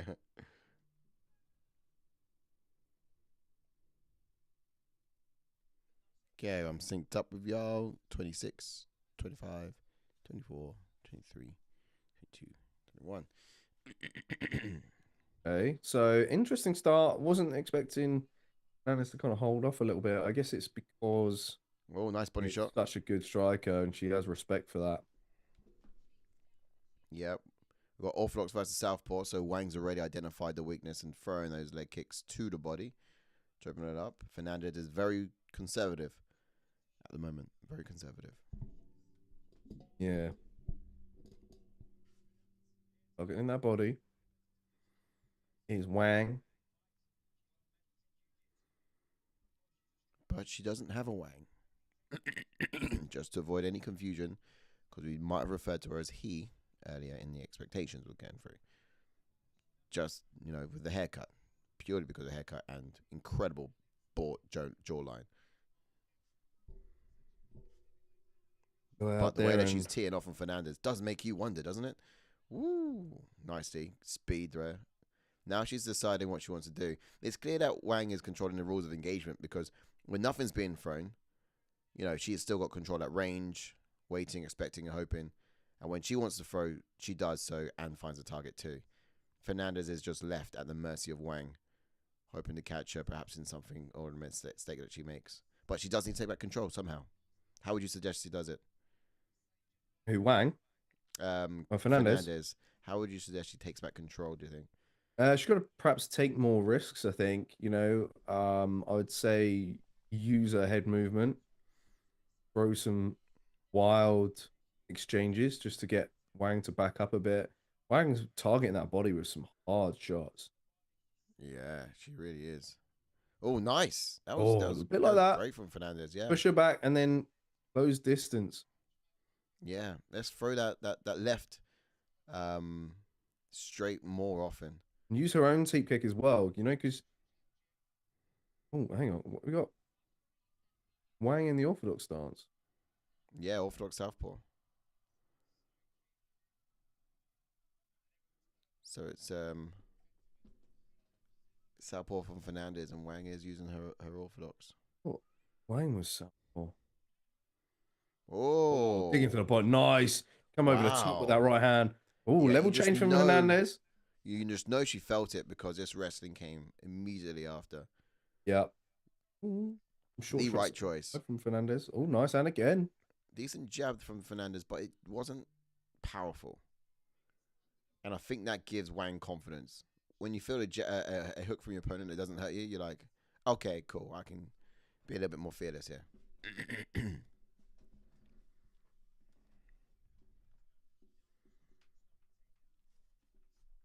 Oh, nice. I got Wang. Oh, how did you say she was going to get it done? I think round 2. Stoppage. Yeah, it kind of looks like she is playing with her food just whole Good body shot there. Whoa. Well, she could probably get a knockout or get a finish. Oh, good 1-2 for Fernandes. Nicely done. Finding that left hand. That's it. We need to wind down the clock. That was a terrible entry. Yeah, terrible entry. Way out. Yeah. That's it. Keep it there for But it worked. But it worked. There for at least a minute. I need a round 2 stoppage. Oh. Whoa! Oh, dang. Oh, damn. Hard low kicks from Wang. Yeah, this is not good going to go the 1-2. distance. Damn. Nah. 30 seconds left. Come on, survive, Fernandes. I need some points to catch up with Ash. Ash is 3 points ahead. Oosh. Close that gap. You know what'll get you most points? If you pick Figueiredo and he wins. That would be a 4-pointer if you get the right round on that one. I've picked Figueiredo, yeah. Yeah, if he wins and you get a right round on that. Oh, good side kick from Wang. And that is the end of round 1. I will... Oh, sugar. Let's get up the... correct fight. My bad. Okay, fight 3. Yeah, we got it up? Timer is on 0:00.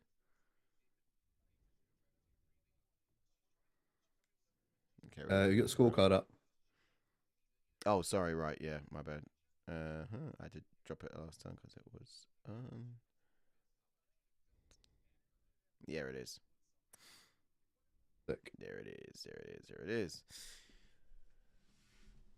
Fernandes. Yeah, Wang Chong took first round without a doubt. Yeah. And it's her time to get the finish in this next one. Come on. She could do. She can. She very much Come can. on, Wang. Will she, though, is the question. The way the crowd's egging her on, I think that's just the adrenaline fuel she needs. Getting ready for that timer. Get my Wang out in round 2. Oh, shit. Stream froze. Oh. Do not do this to me. Oh, it's taken aback, I think. I'm in. What about you? All right. You're in. I'll stop. Yeah, man. I just changed it to HD and we're in. Okay. Is the time right for you? Use your source. Few seconds out. Few seconds ahead. If you check your overlay, Uno overlays timer. Yeah, it's going on Uno overlays. It's just a few seconds behind. My stream feed is currently on 4:24, 23, 22. Oh, great. Yeah, that's actually exactly the same as what it says here on my side here. That's fine. Pumping that jab out now is Wang. Pumping her Wang out. Oh, went to the body and tried to find that right hand over the top. Constantly attempting it. Fernandes is yet to find the mark here in round 2. A lot of strikes missed. Both girls went to the exchange with the legs there. There you go, back in sync. Side kick from Wang. Nice side kick. Fainted at that time as well. Good push. Fernandes back towards the cage. Fernandes does look like she's scared in there, doesn't she? I think that's just a natural face. Yeah, I know. Oh. Rest in scared face. Yeah. Ooh, big swing from Wang. Whoosh. Yeah. Fernandes does need to go, though. She is biting on all of everything that Wang's throwing out there. She is biting on Wang. Oh, then. nice. It's good calculated strike there.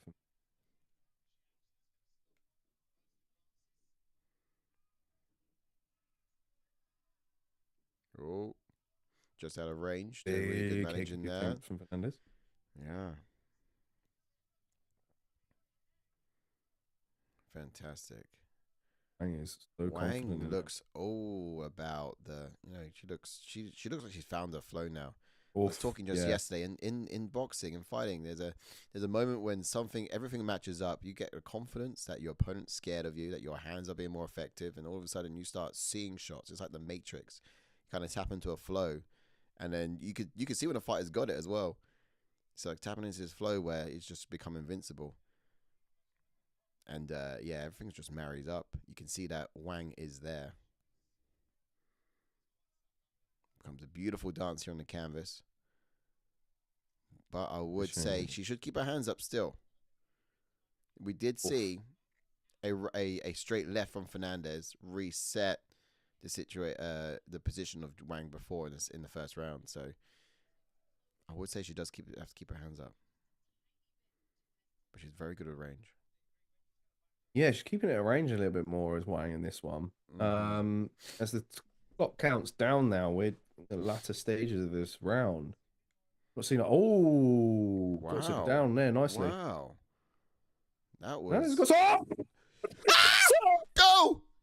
Yo, that's what I'm talking about. Bro, that's quick. She's in trouble. No! She's in trouble, Fernandes.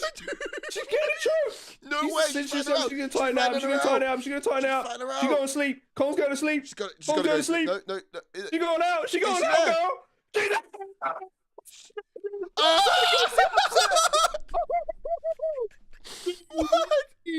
What? Oh, damn. She ain't scared anymore, guys.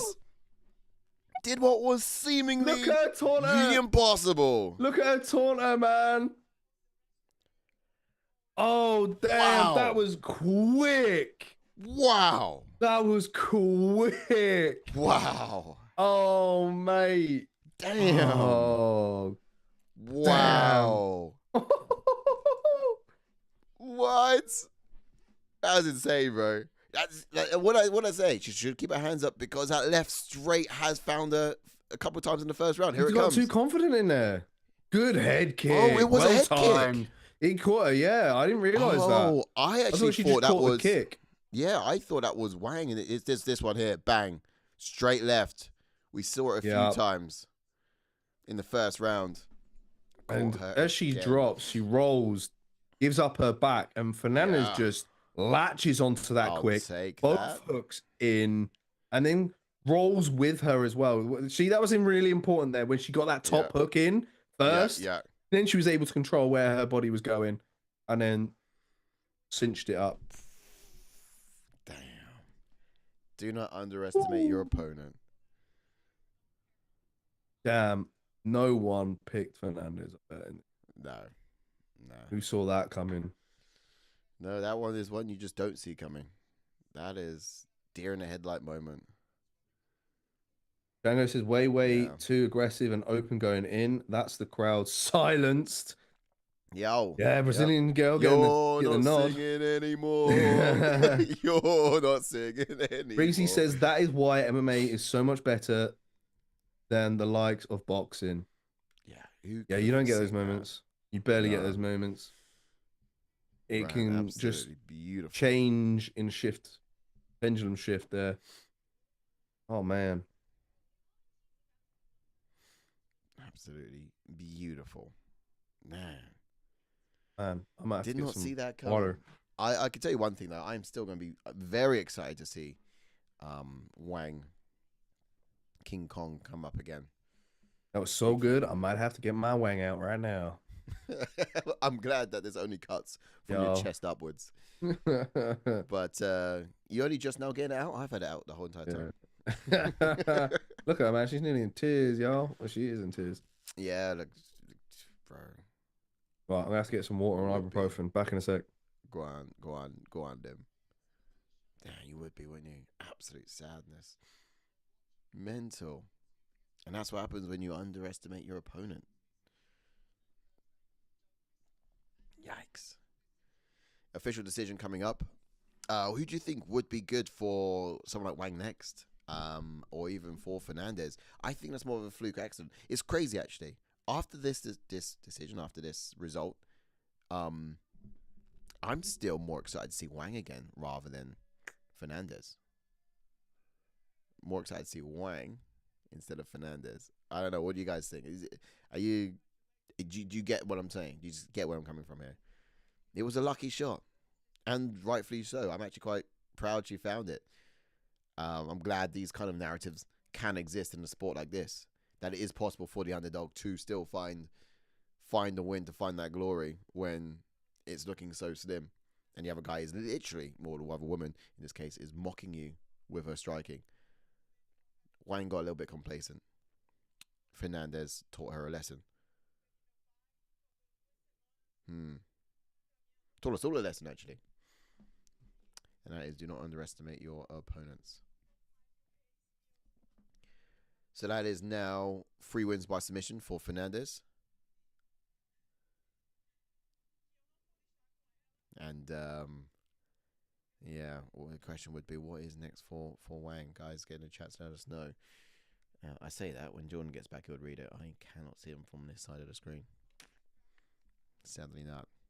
What we can do next, though, is drop that down. You're back. How you doing, Geese?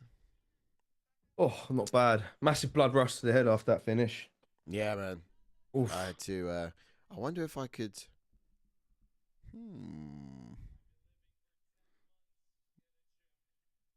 do a little cheeky... how would I do that? If I press this... Oh, she just lost her sister. Oh, damn.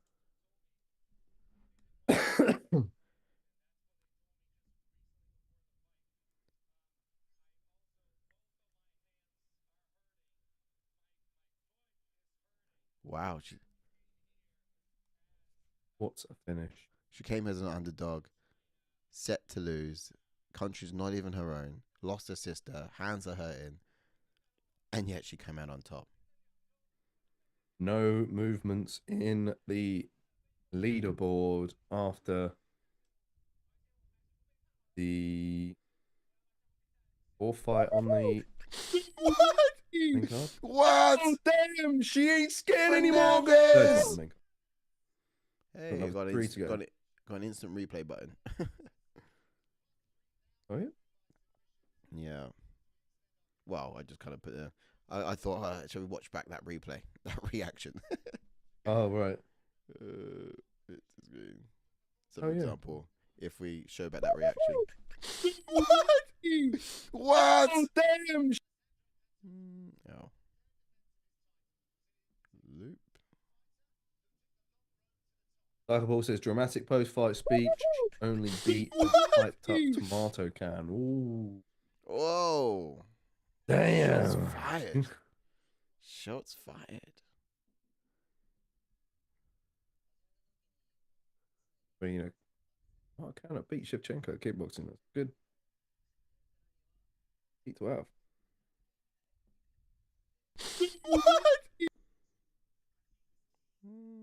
High green and a half at the moment.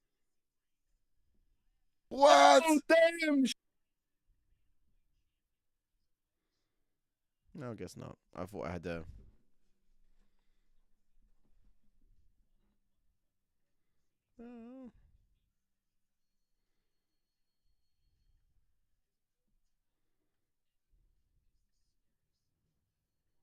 Oh, moving on, guys. I thought I had a little replay. I could just show you. Let's run back that reaction to what we had, but no, it's not showing. It did a second ago, but now, no, not. I can see it here as well. I know where it is. Just being a little bummy. It was a funny replay. Previewing the next pay-per-view card at the moment. Got a bit of some time to kill until the next fight. What? Oh, damn, she ain't scared anymore, Did what was seemingly Look at her taunt her. the impossible. Look at her taunt her, man. Replay there running on the screen. But yeah, that's for those guys wanting to see how we reacted to that last knockout.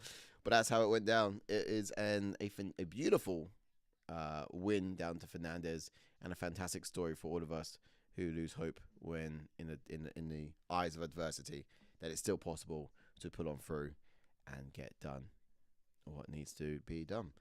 Right. Previewing 310. Yeah, on screen now. Pantoja Sakura? That's probably Asakura. Yeah, some changes, recent changes, of course. Shavkat Rakhmonov will be fighting Ian Machado Gary. Uruguay versus Alexander Volkov on the card as well. That's a rematch between two strikers. Most far Evil versus Aljamain Sterling, I believe, is going to be on the card. And we're going to get Randy Brown versus Brian Battle also. I think so. Double check. Actually, properly. Oh, no, sorry. That is. Don't update it. Well, I don't. It keeps changing though. That's the thing. At the moment on UFC.com, they've got Bryce Mitchell versus Cong Gracie on the main card, which I think is going to happen. Yeah. And Nate Landwehr versus Duho Choi. The thing is, if they had got their ducks in a row early enough, they could have had this 310 be over in China. You know, we could have put this in China. We could have put Weili Zhang on as well. Yeah. And then we could have half the guys in this card fight too. Could have really made a full event out of it. I think if this is the first time back to China, they should have gone big like that. They just put a card on, and then later realized how. You know what I mean? I'll do a pay-per-view, yeah. Yeah, they could have made it a pay-per-view. It's been a minute since we've come back. I know they want to kind of test and try it out, but I do think this is their first time back, or maybe it's their second. Well, last year, I just know it was cancelled, so they do kind of owe them a big one. That would have been how I done it anyway. Yeah, no, the recent update is Landwehr versus Choi. I thought they updated it again and put Evil versus Sterling back on the main card. Wild one, to be honest. And this is a bit crazy because you got this Asakura guy who's coming in completely new to the UFC and coming straight in at the top. How does that marry up to what the philosophies of the UFC that we've ever gone by before? Well, here's the thing. Here's the thing. If they would have kept Muhammad Makayev, it would be Pantoja versus Makayev. They only did it to themselves by cutting him. Yeah. I mean, really? I don't know if that's what they wanted either, though. I don't think they wanted that either. No, of course, this fight was going to be co-main event. You know, it is sad that Bilal Muhammad pulled out because Bilal Muhammad versus Shavkat was the main event. Yeah. And now they're in this predicament, trying to hype up a pay-per-view card with a guy making his UFC debut, fight for the belt. Using all the clips from Risen, which they've clearly paid off Risen for. Yeah, they need to. They need something. I mean, that's what the. It was desperate. Yeah. That's a cost. Morning, Wells. Welcome on in, brother. Oh, look at this. The speed of this. Well, so Jay, what time is it for you, guys?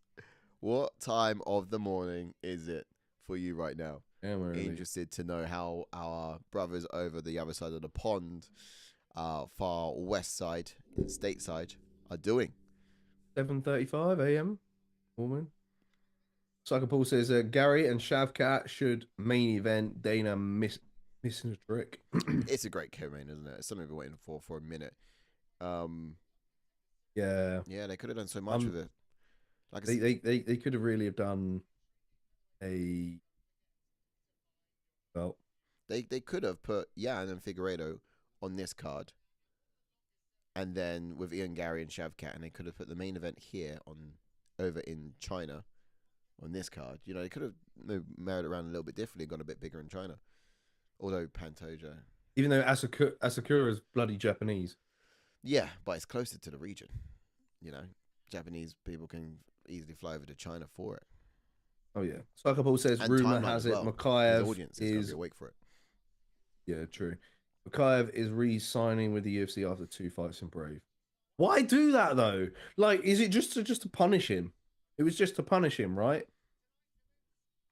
Yeah. Supposedly, I don't know what. It's complaining, being an arsehole. Yeah, I think they just had it with him, and I think they probably acted a little bit prematurely out of rage.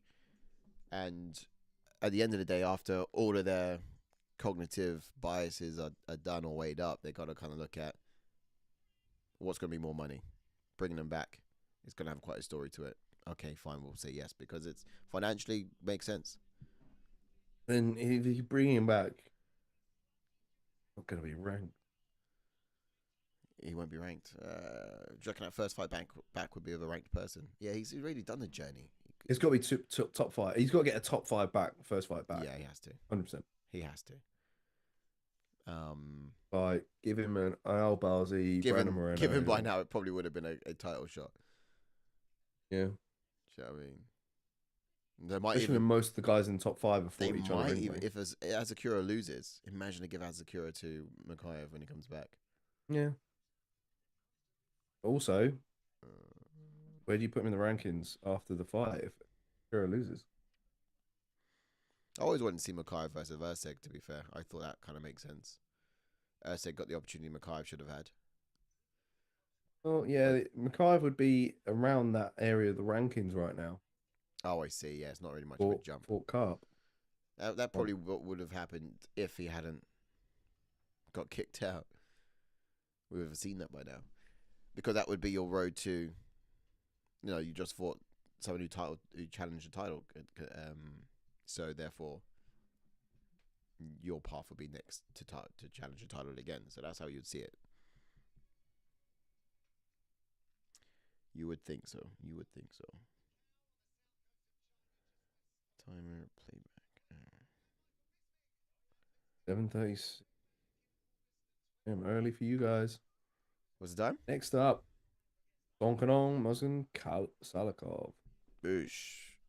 Fight number 4 up on the card. Oh, look at Bisping back then. Oh yeah, man. Blue steel. Showing that now. Yeah. Oh, where are you? You're ahead of it? Yeah. Got Kenan highlight reel. All right, we'll have to sync up when we get to it. So, shall we? Yep. Oh, don't open that up. Don't do that. Here we go. So we're looking into Salikhov, who 20 wins, 5 losses, 13 KOs and 2 subs, 13 first-round finishes. His UFC stats are 7 wins and 4 losses, and his debut was back in 2017. He's got 1 win in his last 3 fights. Not looking too great for Salikhov. He's an orthodox fighter, blue belt in Brazilian Jiu-Jitsu, predominantly a counter striker who will flush out attacks using feints. He's going to stay light on his feet with narrow stance and controls the center very well. He mixes up his kicks, attacks the quite effectively as well to keep his opponents guessing. He likes to peel off on the angles, and then he looks to land his lead left hook as well. Now, he doesn't look like he's a fast fighter, but a man... I guess you could say that this guy could throw kicks really fast. Like we saw him throw a beautiful spinning back kick against Nordine Taleb, and then of course he's got those power in his hands too. Like his patience until the moment when he lands, and then he just kind of tees off. Picture perfect overhand right, which is testament to his calculated fighting style. So yeah, when he gets going, this guy gets going. But over in the red corner for Kenan. Yep. As for Kenan, he got 22 wins, 8 losses with 9 knockouts and 9 submissions, 13 first-round finishes. UFC stats are 6 wins and 4 losses. Made his debut in the UFC back in 2017. Never been submitted. And he's also has the fastest knockout by any Chinese fighter. Really? Found out in the week, apparently. He's So, an orthodox. out of every Chinaman, he is the first to finish. I don't know if that's a stat to be screaming from the rooftops, but if you want. He's an orthodox fighter, flat-footed kickboxing style. He's capable of throwing heavy leather in the pocket when he decides to come over the top of his opponent's guard with elbows in the clinch. Will be the one to break away from the clinch and immediately unload with his offense. Oh, man. While Salikhov is in the prep point, before we get on to Kenan walk out, what to expect from this guy? Timing of his counters impressed me in his Ponzinibbio fight, and that was because he wasn't the fastest fighter out of the two, just had the timing down, most precision, and expected more. I'm expecting to see some more of that in this one. We can actually expect him to tee up with a spinning back kick as well. He loves to throw that. I'm sure John Jones has given him the motivation to land it after what happened last weekend, of course. Yeah. But yeah, feint with his right hand to get Kenan to move his head to the right and then sort of look to land his lead left hook straight after that as well. Like he usually throws his whole body into it as well to get power behind it. So that would probably be the most calculated way to get the job done here on the night. Yeah. As for Kenan, he's got to close the distance to prevent Salikhov from getting off his kicks and put his punching combinations together from there. Make this a bit of a dirty boxing fight, if you will. I'm hoping he'll come into this with better cardio. He faded early in the Ricky Glenn fight. Yes, he picked up the decision win, but Salikhov will have much more gas in the tank, I think, as the fight draws long. Yeah, he had some successes sort of in the early stages of each round it went on, but yeah, faded quite easily. Yes, I actually quite like that kit. The new adrenaline one. I do like it. Yeah, but yeah, I think it's good, pal. The color I liked the most was I saw it. It was grey and gold almost, not black and gold, grey and gold. That I thought that one hit hard. But I think they had I think it was like back in a sec. Women's tops and stuff. Alright, no sweat. No sweat. And then we'll get the fighter round thing up as well. So you can rank along with the fights with us, guys. We're in the fourth fight of the night right now. Just to show you what some of this stuff looks like on screen.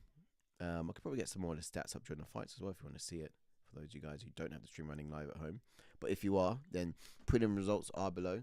That's what happened on the prelims earlier on the card. Sync up the experience. Do not watch alone. Do watch along. But here, as you can see, between these two opponents, we have a combination of 13 knockouts. Is this one going to go, or finishes, sorry. Is this one going to be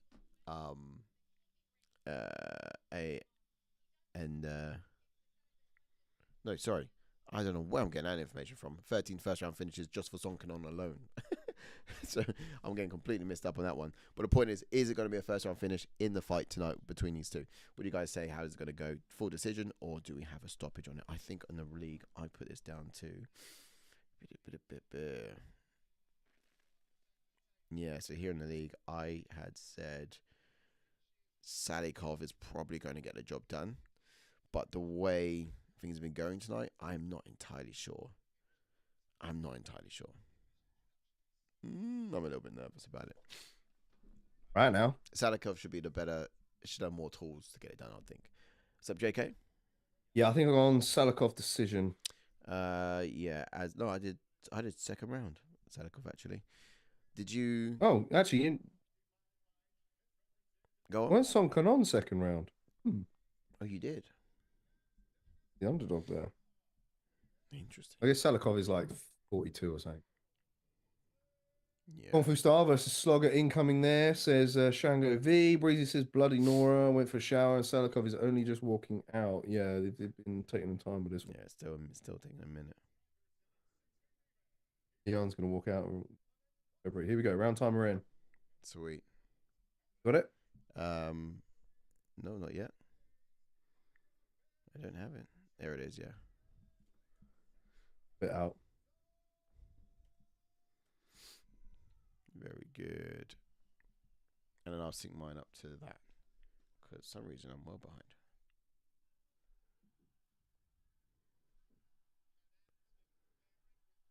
What's your time read?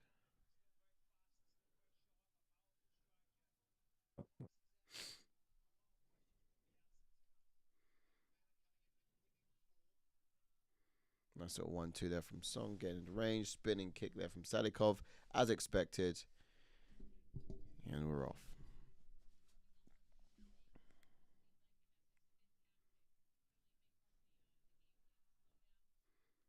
Time is stopped at 4 minutes. Yeah. Is that live time? That's right. Yeah. Sweet. Sync it up, guys, at home. I'm just syncing mine up as well. Changing of kicks early. Both men. There we go. And it be happening. So, yeah. Tentative at the moment. Nice little body kick there from Salikhov. Oh, nice little footwork from Salikhov. He's orthodox and he sort of does a bit of a shuffle and lands in a southpaw position. Trying to be quite tricky with it. Find his ways in. Song is just kind of rolling with what Salikhov's got. He might be wanting to test his cardio. How long can Salikhov keep that motion up for?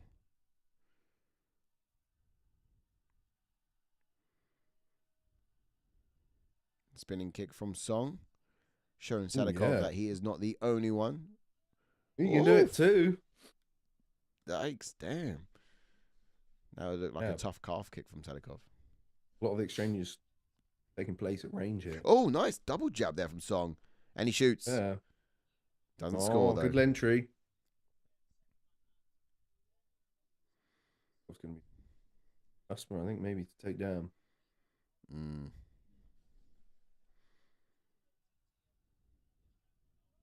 What's going on? Groin shot. Oh. Yikes. I think Kenan stopped the he fight did. himself. He did, yeah. Ref wasn't even in view of that. Oof. Could you press pause on that timer? Yep.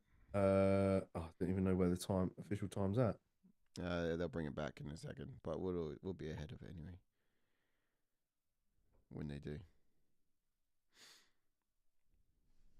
Just count it in and then press start when it goes. Okay. Back to it. Crown jewels tickled a little bit, but no harm, no foul. All right. We joined the action at 2. Okay, so it's 19. We're stuck on 208 here. Yep. Set that running. And play. Whoosh. Ooh. Low kick. Ooh, wow. Caught the kick with Salikhov. Pushes Song to the ground. Right, synced up.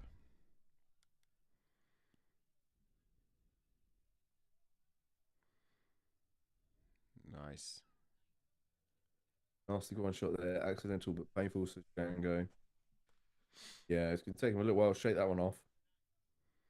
Yeah, it's quite the close. Left hook there from Salikhov.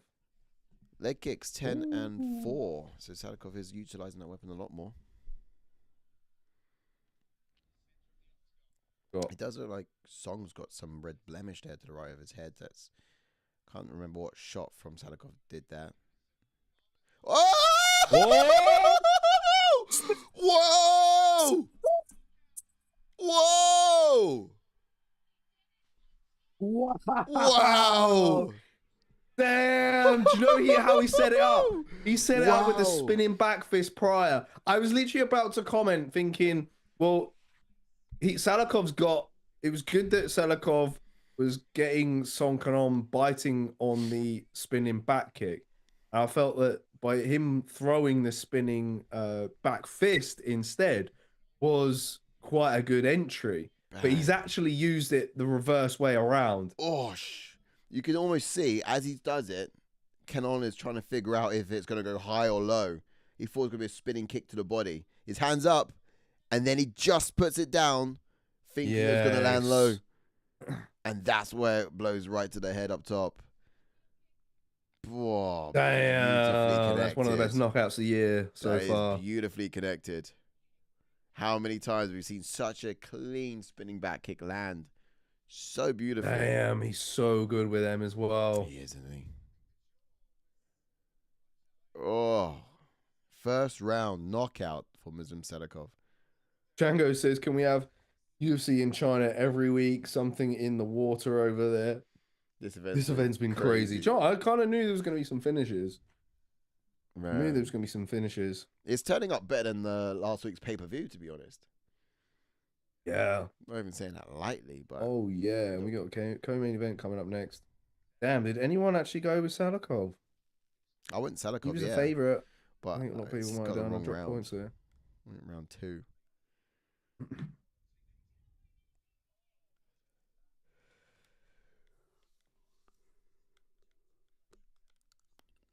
Vinnie Jones in the country. So many old TV stars now just getting their own farm and filming a show. You know what I mean? It's a thing to do when you get to age. Get yourself a farm, film a show, get a camera crew on it. Clarkson's done it, yeah. Wow. JB from what's it called? No, not One Direction, not a boy band. JLS, one of those guys. He does it for the children's programs. Oh, right. My nephew loves him. I was like, is that the guy from JLS? He's got his farm now and he's teaching kids what cows do. Interesting career choice. Here we go. Official results. Decision. Yeah, I think to be fair, if people did pick Salikhov, it was going to be a decision. Oh, you got to drop the scorecards on this one. It's got the wrong fighter on it. Yeah, I was going to get ready for the next one. Oh, cool. Oh, I see. Right. Yeah, ahead of it. I thought it was the last one. Oh, main event coming up next. Yeah, it might go to this, and they did not need those scorecards for this fight. No. But we've got 2 more yet to go, so we shall see. Wheel kick. Great knockout. Great performance. Spinning back kick.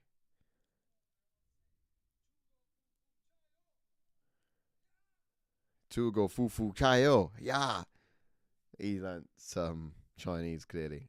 I still want to know what that means. Didn't really get a reaction from the crowd, though. Nada.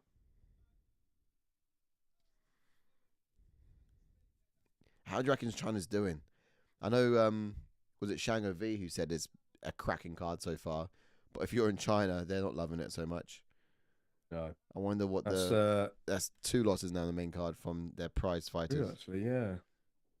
Salikhov, the 14th knockout now in his career. Wow.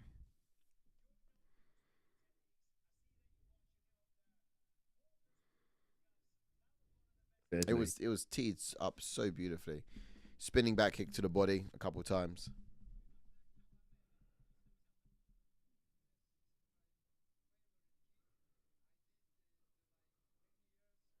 Set up 2. Favorite kick. Bang. Bang. Just got to see a guy coming forward with that and just spin and douche. Spin and flick. So nicely done. So nicely executed. And it took, a few rounds to set up. Not a few rounds. It took a few sequences, striking sequences to set up. What we saw was an end result, but we did see a few striking spinning kicks previously to the body that made that one possible. What's next for this guy? More fights. It's about time we got another win. What are we saying? He's 1-3, wasn't he? Which really, for me, doesn't really reflect the skill and ability of this guy.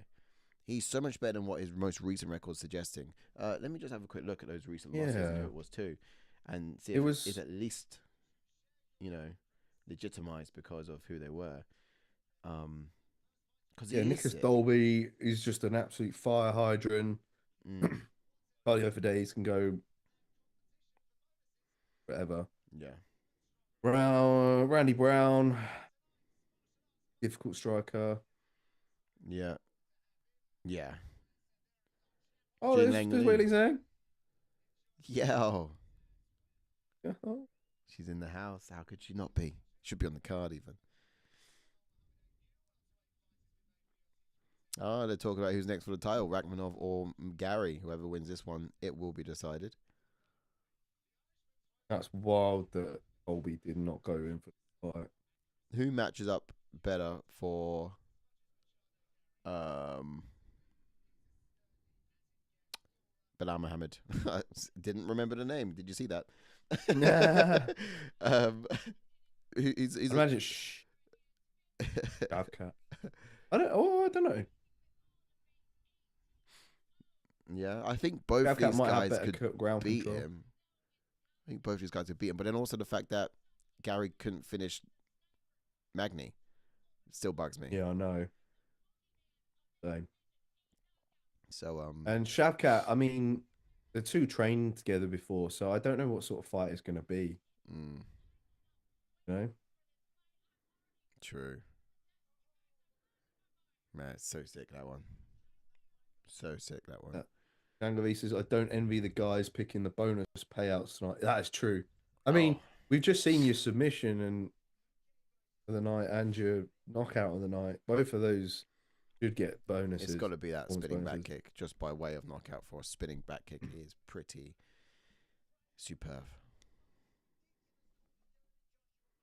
Superb. Yeah, they deserve to get something. I foresee a winning streak for Salikhov coming next. He should be continuing in the same vein he ended this fight. The spinning technique and just being a difficult opponent to read going into his fights going forwards. But let's get down those fighters there and bring up what's next as your co-main girls. Tabatha Ricci versus Xiaonan. Who's Xiaonan? She's Xiaonan. Who's your daddy? 10-4-0 versus someone who's 11-2-0. China again versus Brazil. Will Brazil best China once again? Could we do a quick? Shall we do a quick look at the card and find out how China's doing against the rest of the world in terms of an overall stat? Well, I think that's did well on the prelims. One win on the main card. One win. 2 wins on prelims. China versus China. 3 wins on prelims. Yeah. Perhaps. I've got one. Don't have everyone's flags up. I only got 2 wins. Yeah, 2. 2 wins on the prelims and 2 on the main card so far. Oh wait, hold on. Mate, your boys from South Korea. 1. Yeah. 3 wins on prelims. You sure? Yeah. No, sorry. It's just 2. 2, yeah. So it's Zhao Long, and then it is Ximing. But then also that was China versus China. And outside of that, it's South Korea. So 2 in the prelims and in the main event, just 1 so far. Yeah, on the main card, just 1 on the main card. So on the night in total, only 3 have gone by way of China, and the best they can hope for is 4, with now Xiaonan jumping in against the Brazilian baby shark Tabatha Ricci. So let's see if they can. The best they can hope for is 4. Let's see if they can get that. So yeah, whilst it's a fantastic card for us, for China, not so much. They might be saying, "Don't bother coming back here. Our fighters aren't tough, man." You know what I mean? But, and I would argue they've been given some gimme fights. They should have. I don't know about the prelims even, but on the main card, the fact that Cong did not win against Fernandes baffles me. Man. That was a gimme fight. What an upset. Just got a little complacent in it. What an upset. You know, I just love it that there's a sport that can teach you that. You know, no. It's this is a sport that teaches you not to underestimate your opponent. But yeah, wild. Shall we get into it?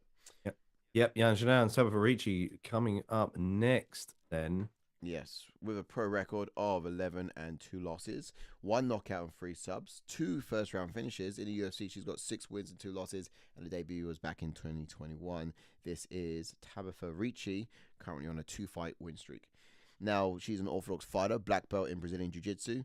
She's always edging into her opponent's range, so she kind of looks to land her overhand right, fights very aggressively, and everything she throws has bad intentions. Like, she's willing to stand and trade until she gets gets in close enough to overwhelm you, and then she's looking to change those levels and kind of get the fight down to the mat. So physically, she's strong and kind of domineering on the ground too. But yes, prize fighter, big fan of her. She's also been on the YouTube channel before. Shout out us over Against the Fence, and she's just a great personality to have. So yeah, I would always love to be backing in her corner. But what's it saying in China with Yan Jinan? Yeah, for Yan Jinan, then 17 pro wins, 4 pro losses, 8 knockouts, 8 first round finishes. The UFC record is 8 wins and 3 losses, and she made a debut in the UFC in 2017. And she's beaten 1 former champion in Jessica Andrade. An orthodox fighter, light on her feet, bounces in and out of range. Very effective jumping side kick, which she fires to the body and lead leg. She'll even feint it and jump into range to land her fists. She has an excellent combination of conditioning, speed, and power, excellent awareness, and even better distance management using that jab to give a false sense of range as she works behind it. Predominantly a counter striker, will throw some phantom jabs as a ploy to get her opponents go before setting down on her punches. It's intelligent to control her competition. Yeah. Reviewing this full main event. Yes, sir. Look at those trips that she's got in her arsenal.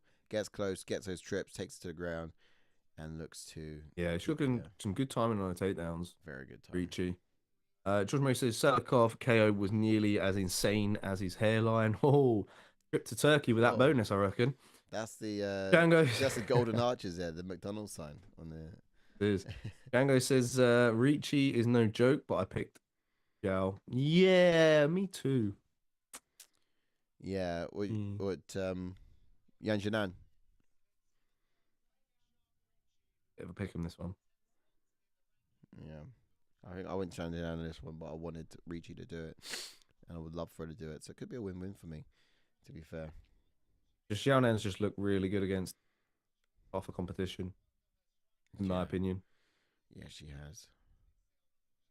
Oh, I really actually think that Ricci could do it because of those trips. Let's get in some expectations, though, because in the Angela Hill fight, she did the right thing by pressuring her early and forcing her into the clinch.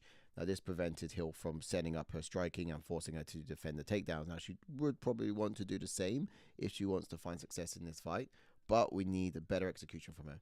Seek the snatch, the single leg, and drive Jinan down to the ground. This is where she can actually wear her down. She will actually need to focus on establishing some control first, though, because Jinan is good at creating scrambles. So she's really good at finding her feet because that's where she works the best, on her feet. Once she has control, she'll just look to soften her up with strikes and threaten her submissions. So, yeah, my expectation is take it to the ground. Yeah, as for Xiaonan, and she had some success against the champ, which few have had. And I think she can turn that into confidence and build from it.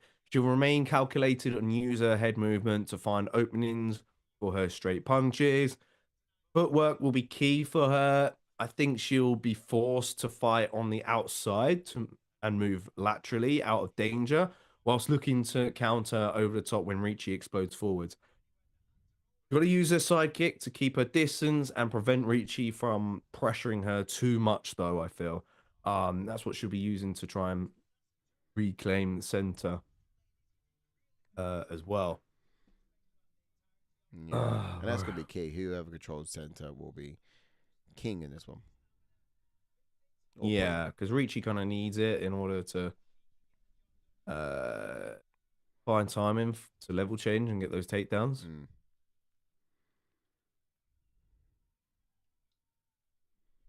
Yeah, true. Yeah. grab the body lock and then get the trip or something. Yeah. Although Ricci, to be fair, I've seen that highlight reel. He has been able to execute takedowns right in the middle of the center, which is really good. You know, gets that single leg, drives that outside leg of hers to the back of her opponents to trip them up, and then get the takedown from there. Here it is. He's got some good wrestling. Xiaonan making the walk now. Uriah Faber in that corner. A lot of work down at Team Alpha Male. Yep. Isn't he also in Weili Zhang's corner? He is, isn't he? I think so. Yeah.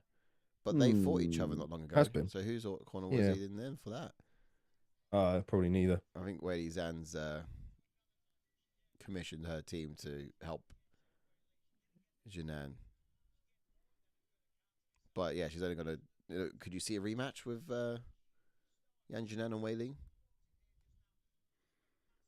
And to what end are they helping Possible, her to win? man. I mean, even though she wins this, she goes on a dominating streak, then you kind of just helped out and trained your demise effectively, potentially. Or they could do what Merab and Sterling done, and just like, I'm going to get to number 1. I'm not going to contend with him because we're pals. Yeah. No, I think she did have some success against Weili. She did drop her, I think, as well. After coming back from what clearly should have been a submission win in the first round. Like, that was pretty insane.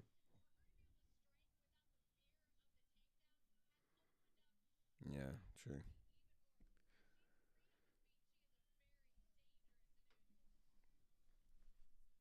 Oh, lordy. Yeah, I'm looking at that corner, getting ready. I do wonder, remember how Merab said, I wouldn't fight Sterling because we're in the same camp with pals. I wonder how long that pact would have gone on for. Let's say Sterling kept keeping the belt for like 4 years, 5 years. Merab's going out of his prime. He's either got to change division or he's going to have to fight him. Otherwise... Well, I think it would be if Sterling was naturally smaller. Because I think Sterling moving up in weight was inevitable anyway. He's just a big... Yeah. Now I'm just talking... Oh, okay, I see what you're saying. So he probably would have won in that division and then gone up anyhow and made a way for Merab to maybe dominate that weight class. Yeah, I think that was always going to be the plan. Okay, gotcha. I was just thinking, because otherwise you kind of have to fight your mate eventually if he's not going to move. Oh, yeah. If Sterling was smaller and you couldn't really see him move up to 145, then yeah, been forced to, perhaps. I mean... Yeah, check this out. I love that kit. I like this one because it's kind of like a grey, not a dark black. So that kit there with that kind of grey, or two-tone grey and gold, it starts real good, man. Here we go, co-main event. It's Xiaonan versus the Baby Shark. Grandma Shark, Grandma Shark, The favorite. What did you think about the odds in this one? I have to check them again. I think it favored Xiaonan, didn't it? Yeah, -198 for Xiaonan, and then the underdog being Tabatha for Ricci at 164. Ready with the timer? Yep. We're in. Nice. We're still in. We go round 1. And we're off. Ricci looking fast on the feet early. Ricci currently reaching to the top of the division, a number 2 contender, Kenan, while she sits comfortably at 10.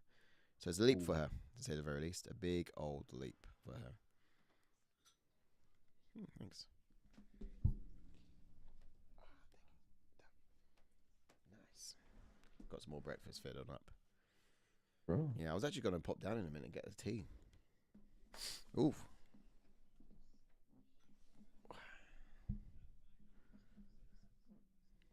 Yeah, I needed a tea. In need of a tea. Maybe if I say it loud enough, they might hear me and send it. But Yes. Oh, look at the movement from Ricci on the outside here. Switching good stance. kicks from Kenan. Kenan just seems naturally with the power, doesn't she? Ricci is like a Jack Russell, biting at the ankles, trying to find her in. Oh, good straight right from Xiaonan. Look how it sent Ricci. There's power there. Yeah. Ricci's going to have to snatch a single leg. When Xiaonan lunges forward with that lead leg, like we just saw a second ago, that's when Ricci's going to want to time the level change. Oh, went for it then. Not bad. A little too late. And we're very wise to it. Yeah. She knows exactly what she's doing. Trying to be a fight of the lead hand here, Xiaonan. Nice that side kick there. Not bad. No, Ricci still hasn't found a range. Yan caught her with a right. Nicely. Ricci is having to solve this problem, and I just don't have the answers for her. I'm still trying to solve it too. Yes, Shango, I did steal one of Shavkat's hats. Make a throw. It's Big Bird, isn't it? Yeah. You slaughtered Big Bird, and now you're wearing him as your prize. Man's cold. Nice teep there. Yeah, Yan just seems to have a flow of dominance here. Center octagon, little movement. Everything she does feint and throw, Ricci is biting on it. Yeah. Yeah, Ricci's unable to kind of find a range here yet. And her timing. Oh. She's got a lot of nervous movement, you know. Not even utilizes feints. But I call it nervous movement. It's a lot of standing, shifting, trying to figure out what to do next.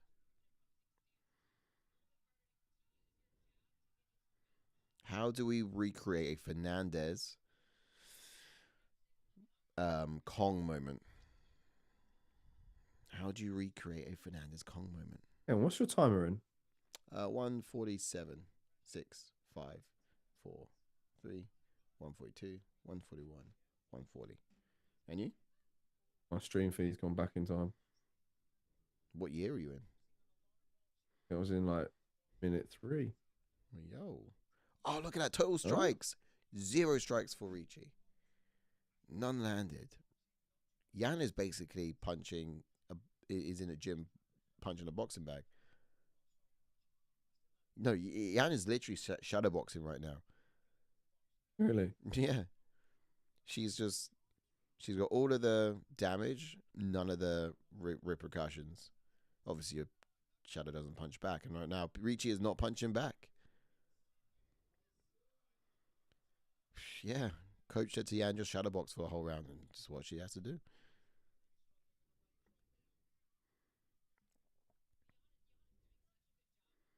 So Ricci not be able to find her reach, funny enough. Needs to take down, needs to stop allowing Yan to circle away. Now, what that might mean is moving left. Now, it's dangerous because moving left will put you in that firing arm for her right hand.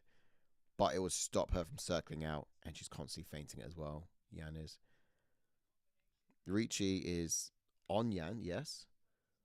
But, not bad. She got in there, but slipped right off. But Yan's constantly able to find her center of the canvas. She's constantly able to find her space. She needs to shrink that canvas and not just follow around. But look at that, a whole entire round, and I'm just going to get the numbers up to prove it.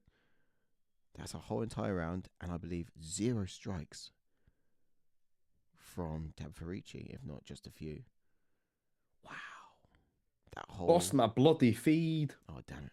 Look at that. That whole first round, 70 strikes for Xiaonan, 0 for Ricci. The whole first round. All right. That's total That's strikes. Crazy. So Ricci... It's clear who's getting that round. Yeah, there we go, of course. Ricci is all about as effective as Xiaonan's shadow after going a full round of shadow boxing. No damage for Yan. Just shifting, moving, and throwing her in hands. I don't think I've seen a round like that before. Not bad from Xiaonan, who's looking levels above where she's been before. I have to say, I'm seeing Weili Zhang-like dominance emanating from Yan Jinan recently. Just coming in as more of an athlete, more improved time and time again. Ready with that timer? You ready? Okay, cool. So we can try and do. I'm trying to sort my feed out. Cool. Timer to be fair, I just realised this wasn't a good opportunity for UFC. It wasn't? Why not? Put this fight on this time, because I just noticed TNT Sports 4 are showing live badminton, the China Masters. Like, Chinese love their badminton. They do. But, you what know, a clash. I also talk about the same audience. Well, maybe. If you like your badminton, do you like your UFC too? Oh. We get new people into sport, however. No contact sport to a contact sport. Now, it looks like Yan is teeing off. Ricci gets her trip. Takedown. Oh, really? She's got the back as well. I'm in. Oh, she's nearly lost it. Yan Jinan slipping out the back door. The higher hips. Ricci's lost it. But that was huge. The crowd goes absolutely freaking wild for Yan Jinan, who's found her feet and is back to a standing position. But Ricci nearly had what the first moments, the fringes of what success would have looked like here in the second round. Should probably change the time. Second round. Yeah, every time Yan lands a shot, crowd's just going wild. Now, subliminally for an opponent, it can get to your head. Oh, wow. Yo, Yan Jinan pointing to the center of the octagon. Let's go. She wants her finish. Yan Jinan doing the old Max Holloway point. That's how you know this knockout is such a good knockout, because fighters ever since are just pointing to the canvas, and it's all Max Holloway-esque. Max Holloway trendsetter, yeah. Yan Jinan playing with that lead hand, jab, feints, finding a certain flow, but in danger of meeting that complacency we saw in the second fight in this card with Cong. However, I would say I'm not seeing any dangers coming back from Ricci that Yan needs to be aware of. Not yet. The hands, the power, it's not there. I think all Yan has to do is just be cautious of not getting taken down, or just not letting her on the back. That's about it. If you prevent that, I think you can safely cruise to victory. Let's see how I did this one. I did decision. Let's see. Oof. Wow. I don't know if it's even going to get that far, bro.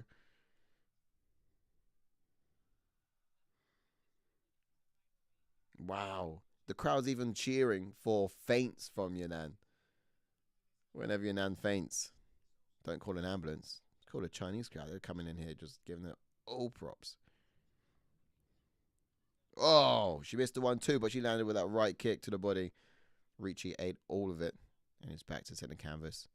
Just jittering, just fighting with herself as to when to land and when to find those windows of opportunity.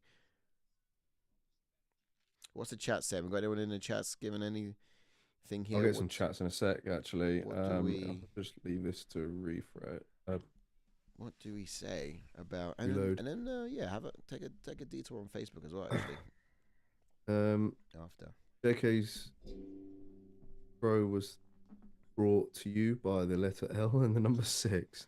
What's that? Big Bird references there from Shango. Oh, Big Bird. Feeds are jumpy today all over, says Shango. Breezy says, damn, Yan is strong. Mm-hmm. Look at that power. Yan wants all the smoke, says Wales. Breezy says she has a weird, slightly McGregor style. Ricci mentally beat in this round. Yep. Says Breezy, I won't jump in with recent charges jokes in your reference there. Maybe too soon. I'm making terrible reference, am I? Yeah. Mouthpiece is out. Carry on. Oh, Nice from Ricci, but she ate all that came back. She ate it all. Dang. Gosh.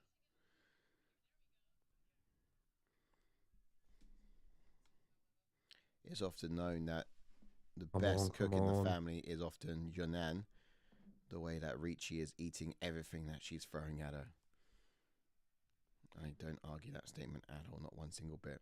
I think that's another round of absolute dominance from Yang Jinan. So right. Yeah, it's a 10-9.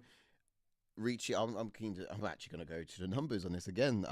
How many strikes did you get in that round, Ricci? I'm keen to know. First round 1, full fight, it suggests. I don't know if that's right, but... Oh, yeah, there we go. It's calibrated. 46 strikes for Yang Jinan and just 8 landed for Ricci. She's got a huge reach problem. Pardon the pun. But with a name like that, it's just ironic, isn't it? Here's how the rest of that's looking up. She has secured 1 takedown. Tremendous as it wasn't fully utilized to the best of which it could be. Now she's surviving. She's hanging in there. Probably much to what not a lot of people thought would happen. Oh, JK, time already? In 4 seconds. 2, 1, go. Nice. Time is in. And yeah, I'm going to have to look at how I can get a control that can press start and go on that one, because I just got controls to show it, to take it away, to change different timers, but I can't. Yeah, I did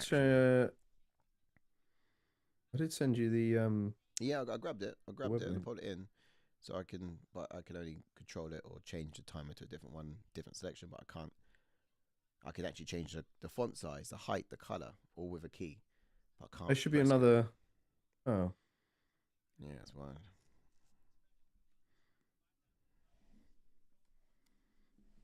Yeah, so I've got a key to do all of that stuff. I just can't press go. It's weird.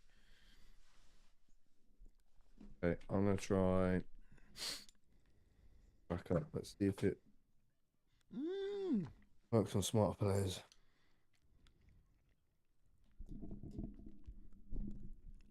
Wow. Great shot selection from Yan. It's a wonder why she's still playing with her food and hasn't actually got the finish. I say it's a wonder why because when you got a fighter opposite you that's clearly posing no danger, no threat. I mean, to a point that she's only got 8 strikes off and her punches clearly aren't hurting.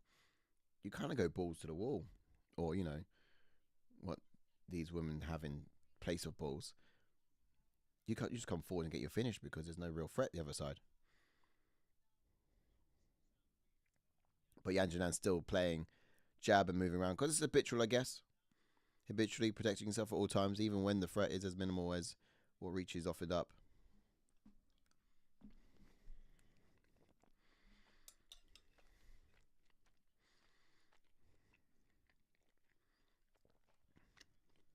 What Ricci needs is to get the fight to the ground. Oh! Ash, are you watching the Fight Fire version go? I would be. I know you would be, but of course, if Ash is, it says there's too many devices. You can't use that as backup. Dang. Why isn't the whole thing on Fight Pass? Yeah, certainly enough. I thought they just had to hit a quota for ESPN and TNT, and I thought it would hit that by now.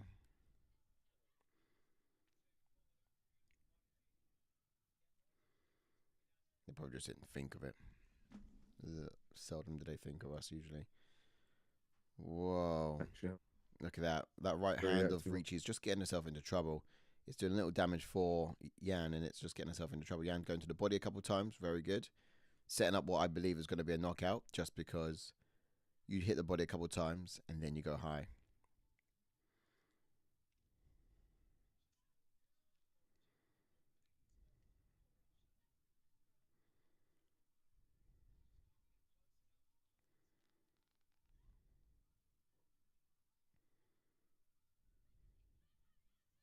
Oh, nice. Rapid onslaught there from Yang Jinan. Didn't quite land, but put Ricci on notice for sure. 1 minute 30 here in the third round. I should probably... Oh, had a takedown attempt, slipped away once again. Seems to have like one takedown attempt per round, and then it always like slips away. She's unable to hold on to Yan. And so Ricci's going to have to try again. She is going to have to get that takedown at all costs. I think that's how she gets it done. That's how she gets to win. Yan going to the body. Yeah, it's the only way. Yeah. In the stand up on the hands, it's all futile. And the longer she stands there, the more she's given the fight to Yan. But it's easier said than done. I realize that. What do you have to do in order to get Yan to get to the ground? She's so measured in her striking. So measured in her striking. She's not overcommitting on anything. And she's so aware. She's so aware that Ricci could shoot for a takedown at any time. So how do you do it? My suggestion would be to go back. Wait till she commits coming forwards and then change levels. What Ricci might also need is a southpaw stance. That can always help closing the distance, creating that illusion of range. And then switching the direction real quickly and getting that lock and takedown. Oh, Yan just marching forwards. Another way people get takedowns are just walking through the fire. Take 1, 2. Ah, there it is. Yan wanting her knockout moment. Didn't quite get it. Gone to decision. And I would believe that's another 3 rounds of dominance to Xiaonan. In my own personal opinion, just look at the numbers. Ricci hadn't offered up enough strikes on the night. I'll change the scores. Yeah. 3, 2, 0. 9 across the board on all 3 rounds. I believe so. 30-27. Yeah. So I believe it to be. Well, China gets another one. And then we got Shango V saying that also we've seen some contender killer shots tonight. Shango, you're not wrong. Beautiful shots. I would say that should have ended. Personally, I think that should have ended. That fight shouldn't have gone on for as long as it went, but Ricci's just tough. Baby Shark is as resilient as they come. Max Reach devices. Oh, really? Yeah. You tried the... Brilliant. I tried everything. You reset it? What? Reset what? The Fire Stick? It's down. Oh. The whole app's down. And what? This can't possibly break it. It's not big enough. Server's down. I tried it on iPad and my phone as well. And now it's no longer logging in. Oh, man. Okay. We are nearly at the end of the month. Yeah, so you can replace one of the devices on Ash's. But which one? Thing at 1st of December. We don't have an event at the end of the year, do we? Try his mobile device if you can. Well, we don't have an event. Only next month. Until next month.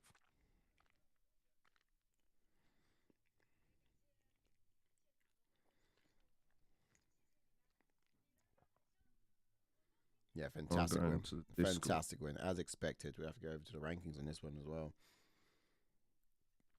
Yeah, I mean, Jan's just going to be floating around now. Yeah. Until she can earn herself another shot at the champ. Really. He's going to be holding it down. Look for one of Ash's dodgy links in the... how does this work now? Rankings, here we go. Just drop the chat so when you get a chance, but we're looking at the women's strawweight division, and thus far,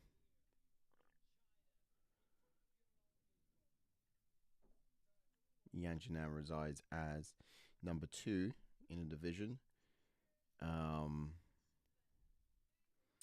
There's Tatiana Suarez, who sits above her at number 1.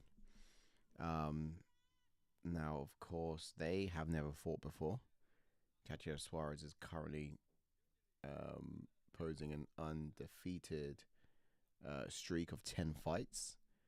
And it's to be decided what happens next. Of course, you can imagine that's Xiaonan versus Tatiana Suarez. So that's just waiting to be booked and coming in. So depending on how that matches up, Xiaonan's just there waiting to snatch at that. Outside of that, Tabatha Ricci down at number 10. You don't see much rising for her. Big opportunity. Oh, look, she's calling out Weili Zhang here. Who's Weili? If you're going to rebook that fight any time, you got to do it in China. Yeah, she just called out and asked to rebook that fight with Weili Zhang.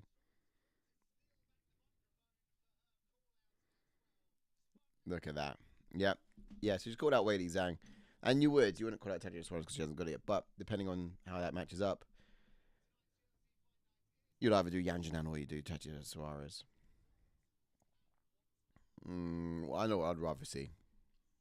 But also, Weili Zhang's corner was in Xiaonan's corner. So they must have helped out Xiaonan and been like, what have we just created? What have we done?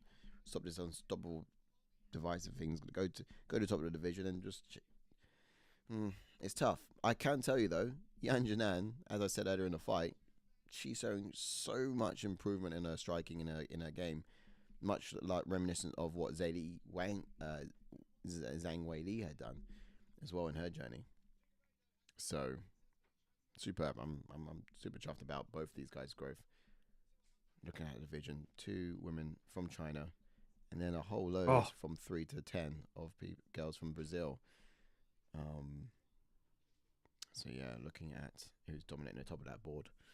What was the question? I was saying Tabatha Ricci before I was distracted with that call out. What's next for her?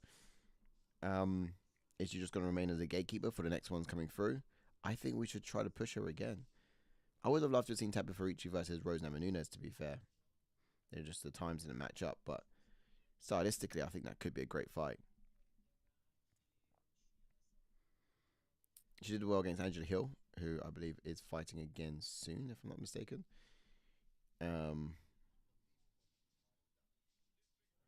But maybe Mackenzie Dern, Jessica Andrade. No, you can't push her again. You got to kind of face what's coming up next and what's coming through. She's fought Gillian Robertson before. There's not many people underneath her. She's kind of done everything she needs to do, anything beneath her. It was a big jump. We could probably have another Khalil Roundtree versus Pereira scenario where Roundtree jumped to the very top of the tree. He put on a great performance. He got completely battered, granted, but he put on a good enough performance. We'd say, let's give him another chance. Or would you say you've had one chance, you don't need another one? And it's the same situation for Tabatha Ricci. She's just had a fantastic chance to get to the top of the tree. I would argue the way that she fought, you should give her another one with someone a little bit more attainable within that. But ultimately, these women look like they're in 2 different weight divisions. Did you guys think the same? JK, what did you reckon? They did look like they're in 2 different weight divisions, didn't they? Let's go back. Oh, yeah. Ricci looks small. Tiny in comparison. But I'm going to get those things down from the screen now, and we're going to be looking down the barrel of the main event. The reason why we're all here. Real quickly, guys, at this point, have you had a favorite fight so far? Shout out certain mentions on the main card and in the prelims. Let me know what I need to go back to and catch, because I didn't miss much of the prelims. I know, crazy, so early on in the day, but man's also got to get sleep in too. Aside from that, let's get the scorecard down for a brief moment. And yeah, drop the chats when you got a second. Yeah, I'll get some more in a bit. Hang in there on the chats. I'll find a good stream link at the moment. The main event of the evening.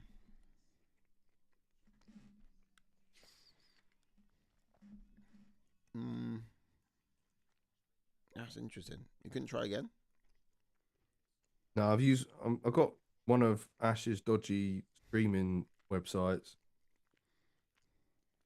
But and what we're doing is not the picture doesn't rotate, so I'm just gonna have to make do with what I got. Oh, fair. What we're not doing is using that though, or condoning that. But if you want to find and watch fights and you're not able to do so, you can always ask in the Discord channel and see what's going on there. That's also possible too. But yeah, this thing gets quite frustrating when you sort out the actual means to do it and it lets you down.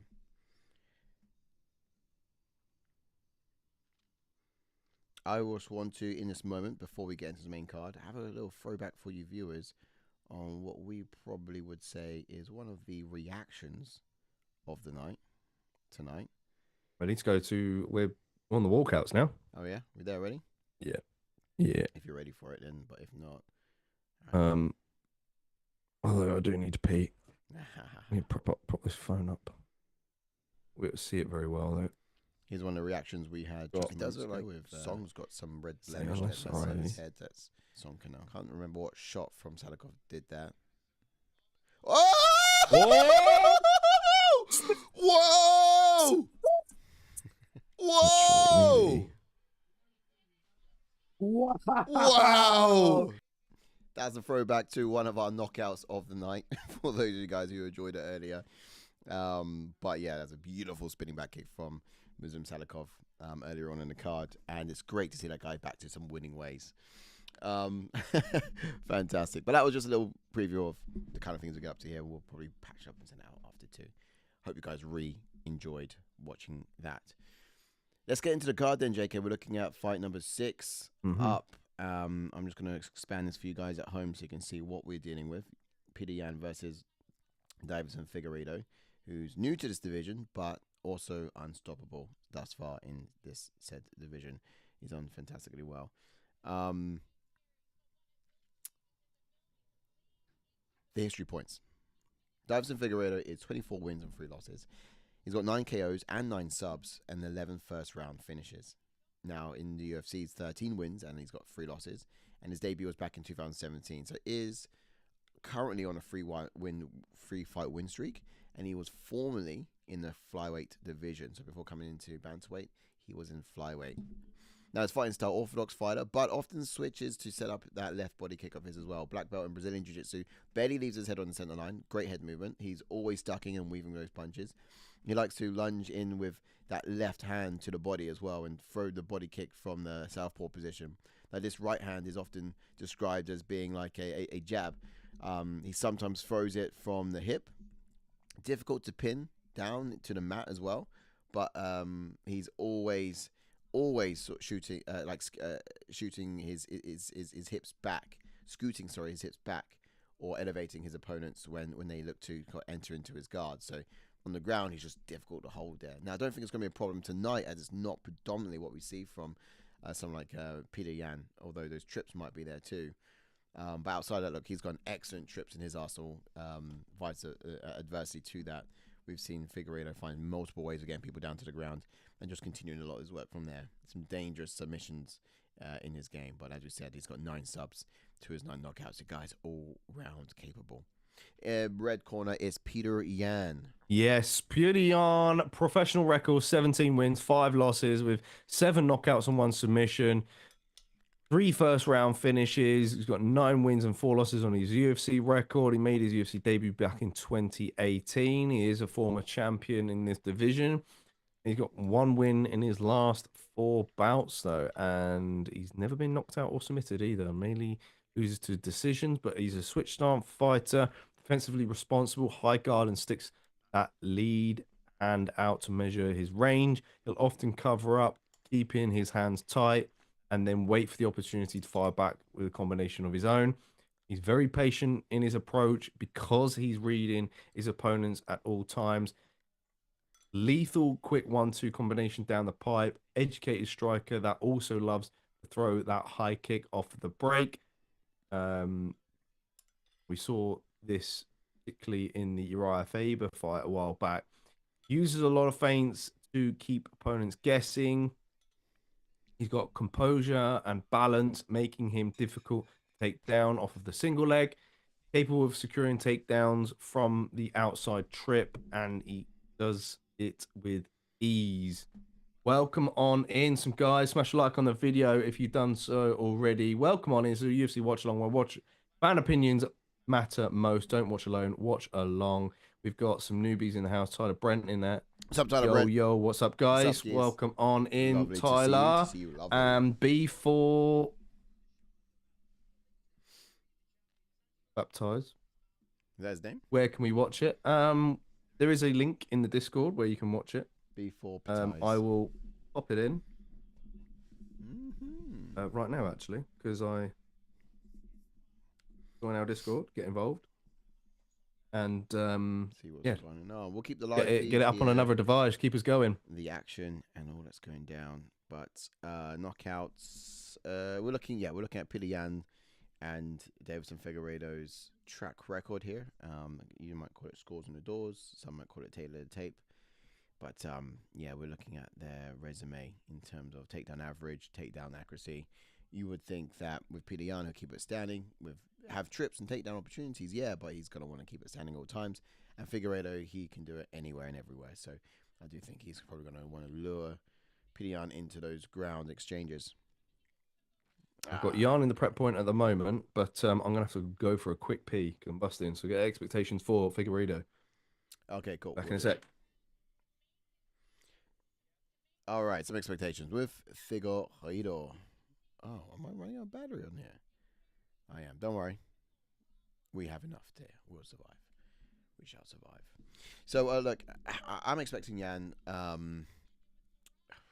It's going to be a bit of a problem because if you remember that fight against Song, he was biting a lot on those takedown attempts. And then that was his last fight. So if one fighter is going to mix in takedowns, it's definitely going to be Figueiredo. We saw great takedown entries in his last fight as well, and that was against Cheeto. And he looked really good at the timing of it as well. So I do think Figueiredo will be better controlling the range than Jan. And he'll probably use that wide stance to pull away from the strikes, stepping on the outside and just throwing his counter left as well as much as he can. So he's going to have all of that. And I think that's just going to be more tools. And with more tools comes more trouble that Petr going to have to circumnavigate in his fight. So when JK comes back, we'll have a look at some of his expectations there. But I might also just get into it too, because we're running out of time. Yeah, no, I'll get into it. Let's talk about Petr. So take his time in the first round, and he's going to want to download all of the data and just find the right timing for his strikes. I do think he'll probably target the body early, like he did in that Yadong fight. The way he was landing them whilst bobbing and weaving, it was really good. Just getting himself out of danger, so fun to watch. And I do love how he does it, switching between those stances too. Now he needs to be the front foot and just make Figueiredo engage first, especially do that before countering with speed. Despite fighting the former flyweight champion, I do actually think Jan will be the faster fighter here too. And yeah, I think that is quite something to say because Figueiredo is relatively rapid himself. I'll just run through both expectations there, JK, but just to kind of foreshadow some of that, speed wise, if we had those gauges up and was looking at the breakdown, you would side with Jan for that over Figueiredo?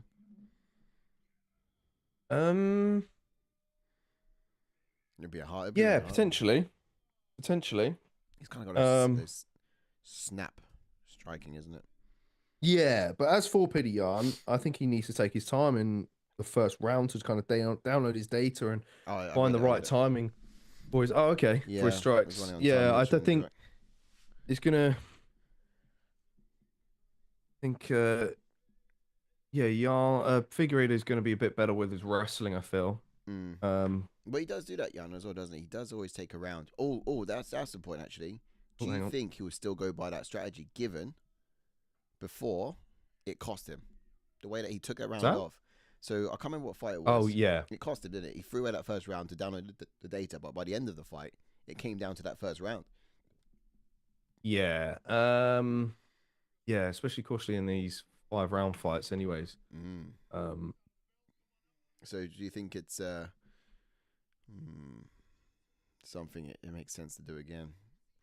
Ready with a timer. Yeah. Just got the Ringo out. Gates are getting locked. Okay. I got. How are you for time? What's happening for you? Not bad. I got Ringo at the moment. All right. Mine. Cool. I'll slow it up a little bit. We're nearly there. Locking the cage doors. Lock him in. Don't let him out. Beltron. Okay, we're in. It's gotta be. Okay. Let's go. In we go. You're in. And also, just clear the chats there when you can. Okay. You put the timer in. It says 4:42. Is that right? Oh, I must have like. No, that's right. It is, yeah. Yeah. I was on. Okay. For some reason, Oh wow, got a takedown. Oh, takedown early from Figgy. Interesting. Oh shit, what am I doing? I'm having a mare at the moment. He's down on the ground. Let's get a time sync up on my side. Bear with 5, 3, 1. Yes, Taylor Young in the house. Yes. How are we all doing? Not bad, mate. I think Figgy is going to win largely from control. Yeah. Yeah, I got Figgy round 1. Yeah. No, not round 1. Decision, I think, overall. Yeah.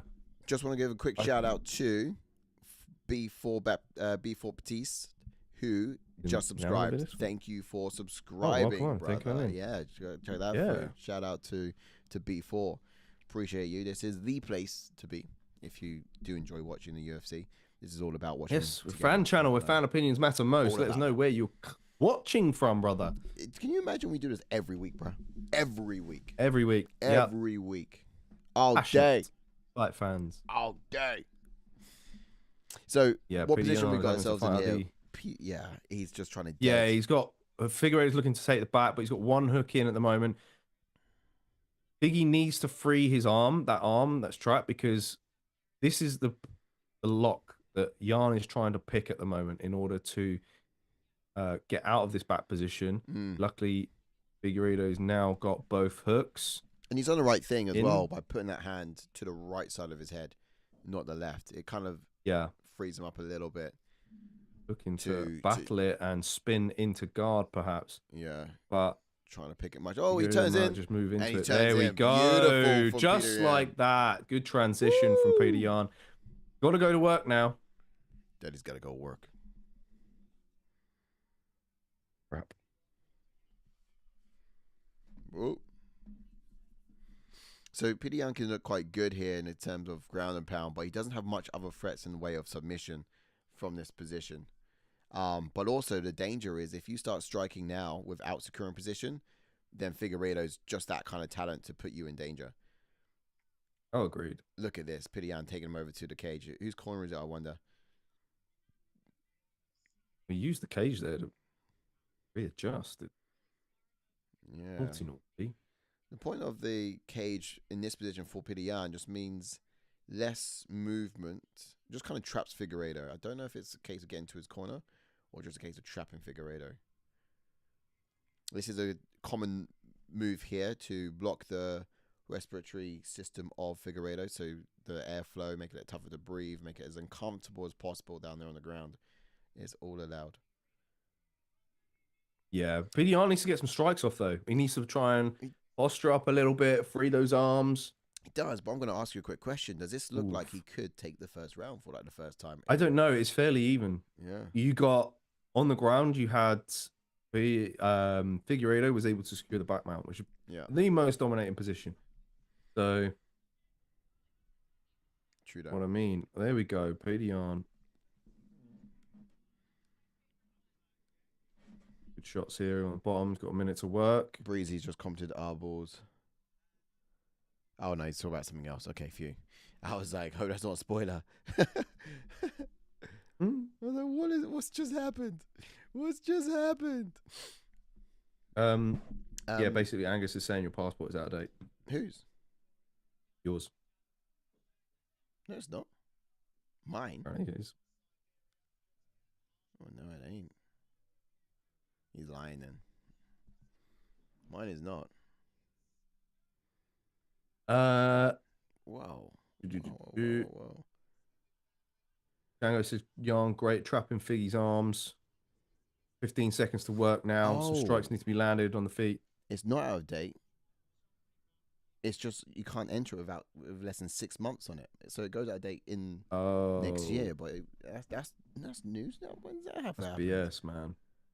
When's that ever happen? I already got my return flights out as well, so you know when I'm coming back. You can't have it with less than 6 months. Petr Yan says, Jan is doing well, smothering Figgy. No room to work anything or get angles. Yeah, I think he did quite well in those exchanges. Very even. I would score. I might be inclined to just edge it to Petr Yan. Mm-hmm. I don't know about you. As we score, yeah, it's a tough one to score. Partly because also I have this kind of thing where if the camera goes to a corner, it's probably perceived to be the losing corner from the producers downstairs. So yes. I know in line to what they're thinking already. Yes. And yeah, I would go Petr Yan. Petr Yan 10-9. We're scoring it early doors. What do you reckon, guys, in the chats? Teddy Young reckons round 1 Petr Yan. Yeah. Shango says side passports need change before 6 months for things now, by the way. Yan done more damage and more control time. Everything or what? Yeah, I mean, that's new to me. That is new. Okay, timer ready? Okay, hang on. Round 2. We're in. Yes. That's entirely new. Yeah, I had no clue. No, neither.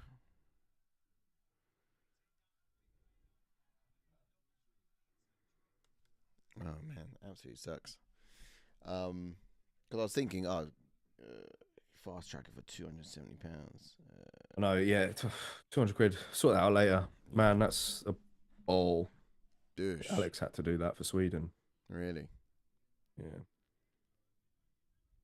It just makes no sense. Oh, good outside low kick from Petr Yan, and he's landing some good strikes on Figgy here. That's the thing, is Petr Yan's going to be a bit more active and throw a bit more volume than Figgy. Yeah.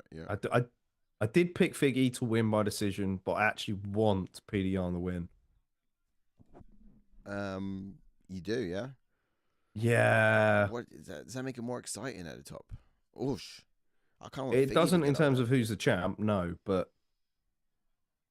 I just can't help but root for him. Yeah. He's had some tough fights. Constantly switching stances. He's very skilled. Yeah. Oof, good body kick from Yan. Went for follow up, but Biggie caught the kick there. Yeah, the broke away. Takedown, but well stuffed from Petr Yan. Using the rangefinders. Trying to stomp on that leg. What I do love about Petr Yan is, he hadn't spent a whole round off. He's got to work, and also he's taken some learning as well. He's done both. Yeah. He's going to switch stance in a second. Fire sticks back. Oh, nice. Keep it on this for now. Oh, you acknowledge that. Nice body kick there from Figueiredo. He just needs to be careful not to duck into anything, Petr Yan. Such a contest. Petr Yan went for that outside trip then. You see it. Yes. Biggie's still repping that red line across his head. Yeah, it's kind of faded. He's kind of got like a bit of a pink side of the head as well. Not sure what he uses. Oh, that would have been a good opportunity for Petr Yan, but he didn't kind of find the connection. Spinning kick from Figueiredo. Oh, a spinning wheel kick from Figgy. Mm-hmm. Oh, more. Oh, damn. To the body that time. That was nice. Damn. Nice body kick there from... I was saying, is Yan blowing it a bit here? Yeah, I mean, both guys are... had their fair share of experience in 5-round fights. You know? Yeah. And usually in the past, we'd favour Petr Yan for cardio in Figueiredo. Yeah. Whoa, what was that? But... I certainly would. This is kind of looking more of a Figueiredo fight. But Figgy just looks a lot better at bantamweight, though. Mm.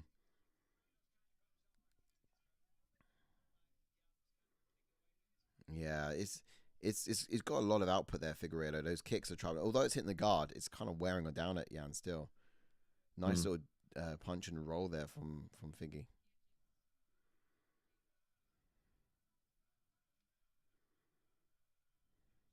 Oosh. Broke them off there with that one. Getting ready. Oh, nice. Fast front kick up the middle from Young. Very fast. Decent. The outside low kick. Yeah, not bad.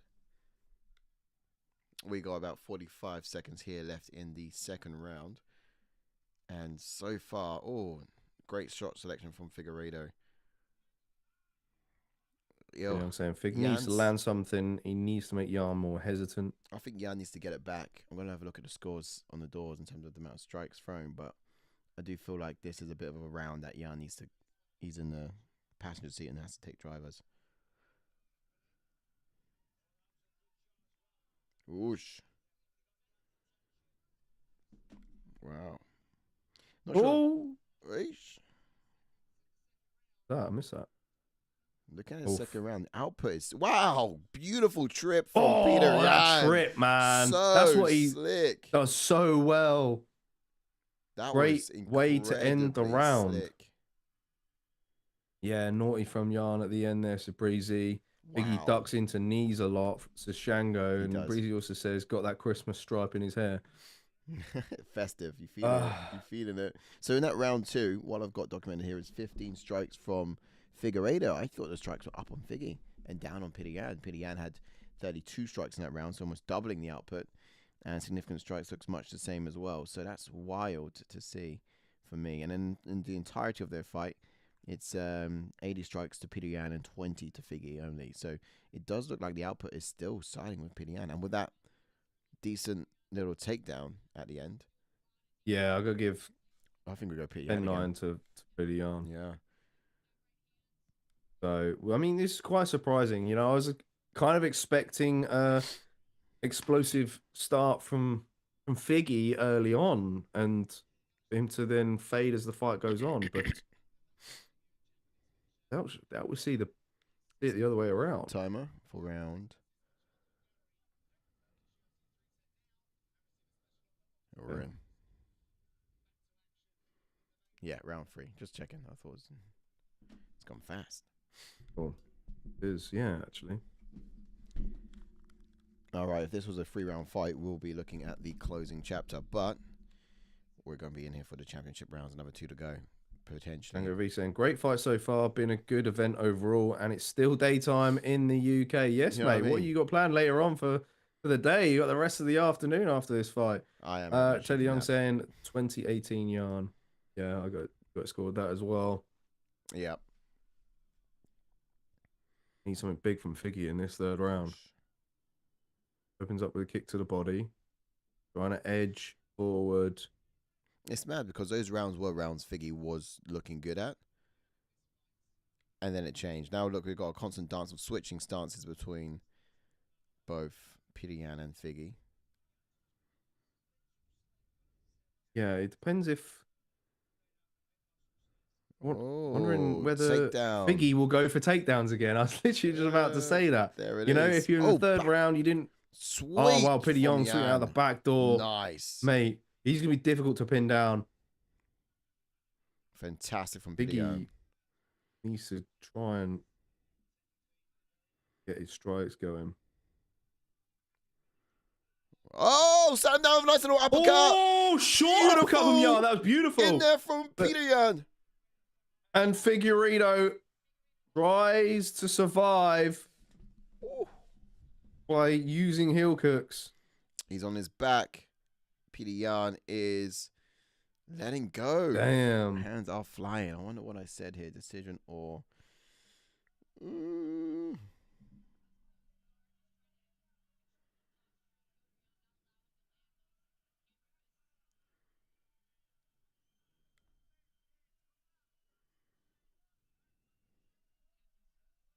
That's the decision. Oosh. Oh, and he's up. He's standing. On the back, yep. Nicely done. He got back to his feet there. Half a round to go, and thus far, Petr Young. Good outside low kick from Petr Young. In the driver's seat. Just faster. Yeah. Much faster than Figgy. And it was something actually I was thinking about whilst doing tape on these guys, is you'd expect Figgy to be the faster fighter, I mean, coming up from flyweight. But can't Let's see it. But Jan's just so quick, and I always really felt that Petr Yan would be good at dropping down to flyweight if he could. You reckon? Yeah, man. Especially when he's had difficult run at bantamweight recently, and with Morar being the champ, got also Sean O'Malley above him as well. He's got to win. All that's left for him is, well, Figgy and a rematch with Sean O'Malley, perhaps. Yeah, I know there's no reason why. There's no reason why you can't see them out before. Just consider those options. I think that should probably be the deciding factor as to whether he should stay or not. You know, just all rematches left. Once he's done that, he's completed it. But you know, this is the division which he dominated. To go to another division, it's a bit starting again, isn't it? Who do you reckon will be a biggest challenge for him at flyweight? I think he can give Pantoja a real run for his money. I think striking wise, it's really good. Transition wise, on the ground is really good. Pantoja obviously edge it in terms of jiu-jitsu, perhaps getting Yan into some difficult position, but with his striking, he can cause Pantoja problems. Oh, good right hand over the top. Well, left hand over the top from Petr. Yeah. Elbows in there as well. Culprit, man. Look at this significant strike number. Beautiful shot. Oh, short uppercut again. So, and again, another one there too. Oh, and he used the right hand uppercut as well. He's just teeing off. Finds the left hand. Oh, it's gorgeous. Oh, again with the uppercut. Oh, man. Petr Yan putting on a clinic here against the former flyweight champion. Beautiful. Trying that trick once again.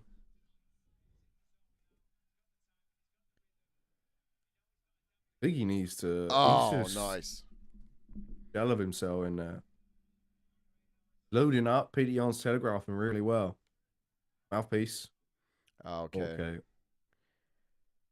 Oh, nice. Figueiredo found the body shot there.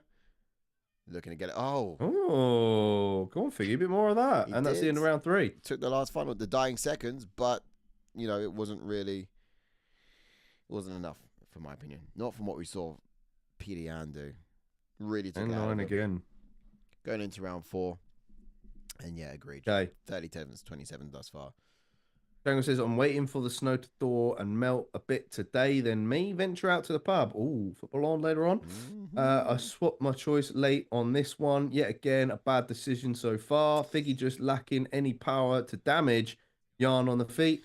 Yan has a nightmare size. He's kind of stuck in between ideal weight divisions. Yeah, I guess so. I think he can make it. I think he can make it down to flyweight if he stays disciplined enough and puts the right people around him. Figgy ducking in and walking into shots more here, but he's gambling now. Yeah. Punch drunk. Taylor Young says Figgy ducks down far too often. Yan is just going to keep tagging him. He's got beautiful shot selection. Taylor said earlier, ducked into it. Oh, yep. Here we go. 2, 1, and we're in. Bosh. Yeah, good chats, guys. I mean... Yeah, what a fight as well. This Figgy pick I'm really annoyed about now. Having really wanted Yan to win. I just thought that Figgy was going to be able to have better wrestling. He could submit him, though. Wow. What was that move? What was that move? The scramble was unreal, man. Yo. No one was attacking legs in this fight. Wow. Petr Yan was like a frog there, leaping out of what could have been a dangerous leg tie. Look at his hand fight here. It's good, actually, for Figueiredo to get him distracted on the lead hand and then go to the body. Very good. Where's Wales at? We need to know who Wales has gone for in this fight. Because we know that Ash has gone Petr Yan, isn't he? He's probably going to win today's event. What round? Did you say decision? I think he went Petr Yan decision. I think he said earlier, didn't he? You got Charlotte to tell us. Oh. Charlotte playing his admin. Oh, no, he picked Figgy to win. Oh, I thought he went for Petr Yan. Ooh. Damn, maybe I should have switched it up. You got Shango V there? He says, Agreed, Ooh, Taylor. Same JK. I swapped it late. Oh, Figure slow stepping in to throw. It's annoying to watch. Oh, Wales went Figgy decision as well. So all three of us went Figgy decision. Interesting. I wonder if anyone else in around second. Someone else is second with. Oh no, Darren is in at third. Darren UFC. If he went pretty yarn, then he might be able to steal it against Ash. Actually, ooh, no, he'll be level on points. There it is. 2 points for. Oh no, will he get third point? Oh, another uppercut. Oh, beautiful. Oh, this might not even see a now decision. with the left kick. Caught it. Scrambles. Knees. Someone's lost a. Well, good defense and a good knee on the break from Yarn. Peter Yarn's so good, man. He is so good. Figueiredo. Never counted him out. Of course, the morale fight was horrible for him. Yeah. It was just relentless. And a bit demoralizing, but it was a bit, yeah. Nice. He's so rapid, so fast. Look how he comes on in here, resetting, switching stances. Oh, it's so clean.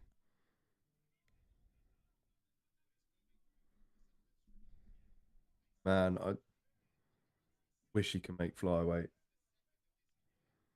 Wow. I just actually big swings from Figueiredo, but evading strikes from Yarn is just the uppercuts there all day. Yeah, I something about I want to just slow down this moving backwards. It's so beautiful. Don't hold the gloves. Oh, Figueiredo's contesting about holding the gloves there. Yeah.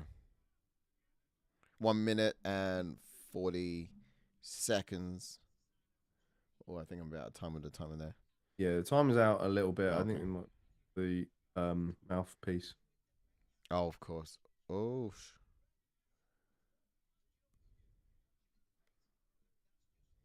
Kick from Figgy. Nice. Oof. What happened there? It's froze for me. What happened to me? Is it? Sounds alright. Oh, big right hand from Figgy, but blocked, I think, from Yarn there. Figgy goes to the body now. Yeah, Shango, you're right. Figgy needs a better gum shield. Yeah.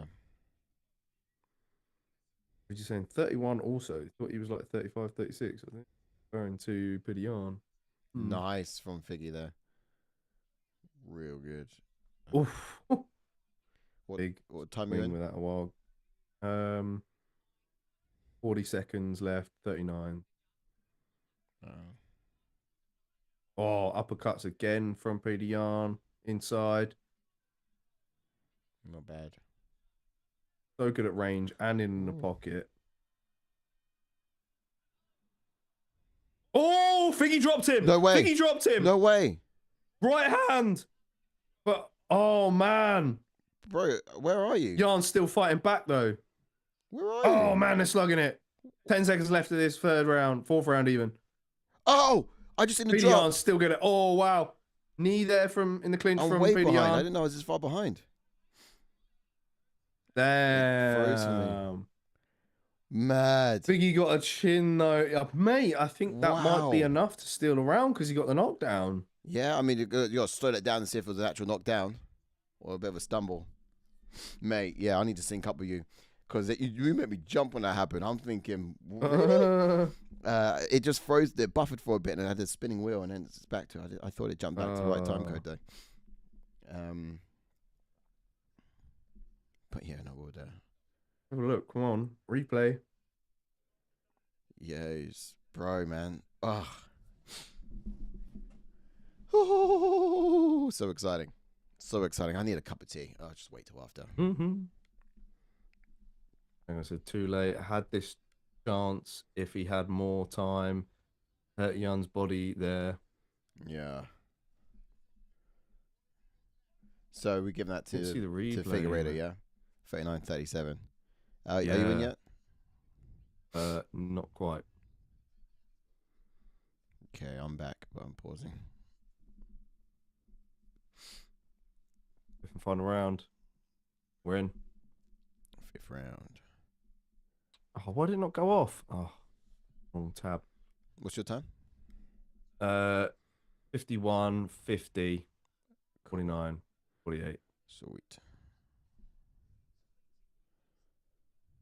Shango says, Fig's corner saying go in and box. There's surely a bad idea. Taeyong says, I missed that round. I only caught Figgy hurting him. What happened? Wow, yeah. Yeah, I think it was mostly Petr Yan round as always, but Figgy just landed that right hand. Figgy seems to be bringing a different animal out in this 5th round, though. Yes. He was told to go in on box, and he's looked quite good, and he's opening 1 minute of this round. Here comes a body kick. Whoosh. That's the best thing to do, is throw a body kick there. When you're holding the hands up, throw a body kick. Yeah. You've got the hands occupied. That's what you need to be doing. Nice from Petr Yan. As soon as he extends his hands and you've got control of one. Oh, nice. Oh, good combinations, Petr Yan. Yan just needs to wind the clock down. Wow, again, beautiful uppercut. Oh, damn, so quick. So good. Doubling up on a jab, trying to go to body, but it's fantastic movement from Petr Yan. He's really good at, elbow. He's really good at dictating the rules of engagement because he moves back when he doesn't want to engage, and he comes forwards, and you can't avoid him when he does. Oh, wow, fantastic fight as well. Such a good fight.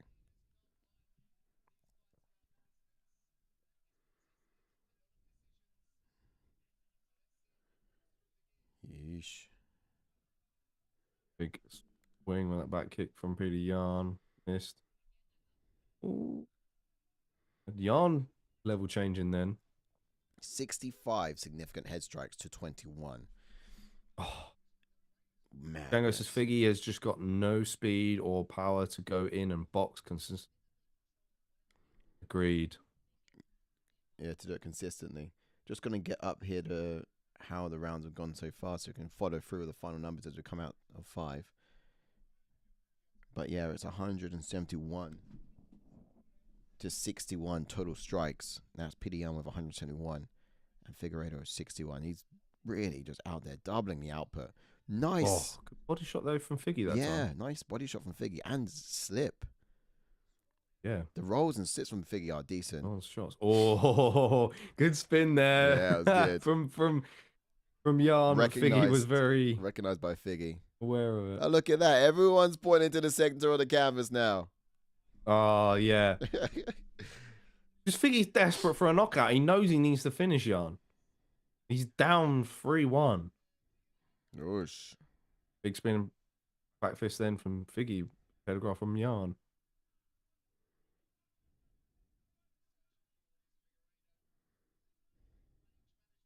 Got both men seem pretty tired in this 5th round, but still swinging. Oh, beautiful from Petr Yan. Damn, and Breezy said that Figueiredo was going to be champ next year, right? Ooh. I thought Breezy said that Figgy was going to be the champ this year. Yeah, wow. he was certain he was going to be. I don't know. I'd have to replay the video from last year. He was certain Figgy would do it in this division as well. Oh, and there's still time. Oh, big shot to the body then. Do you know what was bad about that? The fact that Figgy let Petr Yan out. He had him against the cage, hurt, and he lost his composure entirely. Headbutt, I think. Whoa! Out the back door. Beautiful. Like 2 cats going at it. Oh, yeah, it was, wasn't it? I actually kind of feel like that was a headbutt. They both ducked in the same direction. Knee to the body from Figgy. Yeah, that composure from Figgy is leaking. It did earlier because he had Petr Yan hurt. The power, he had him there against the cage, and he let him out of that position. That was his strongest dominating position he had all fight, and he let it go so easily.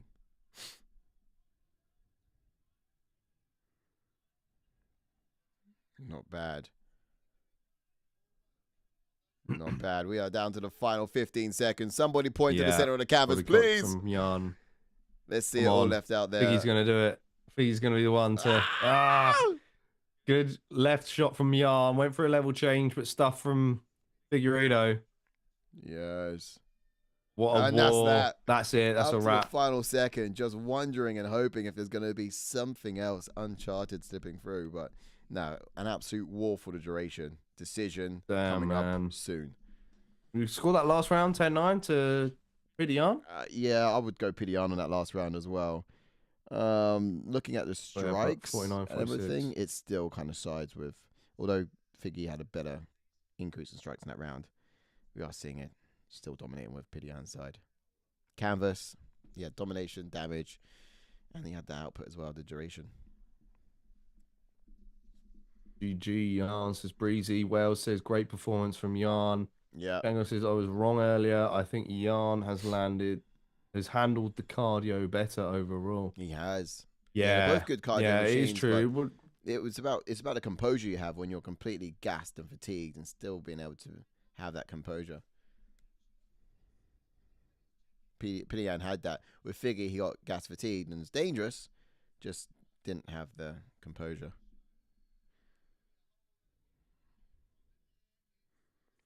Look at that. 121 significant strikes with Petr. Dang.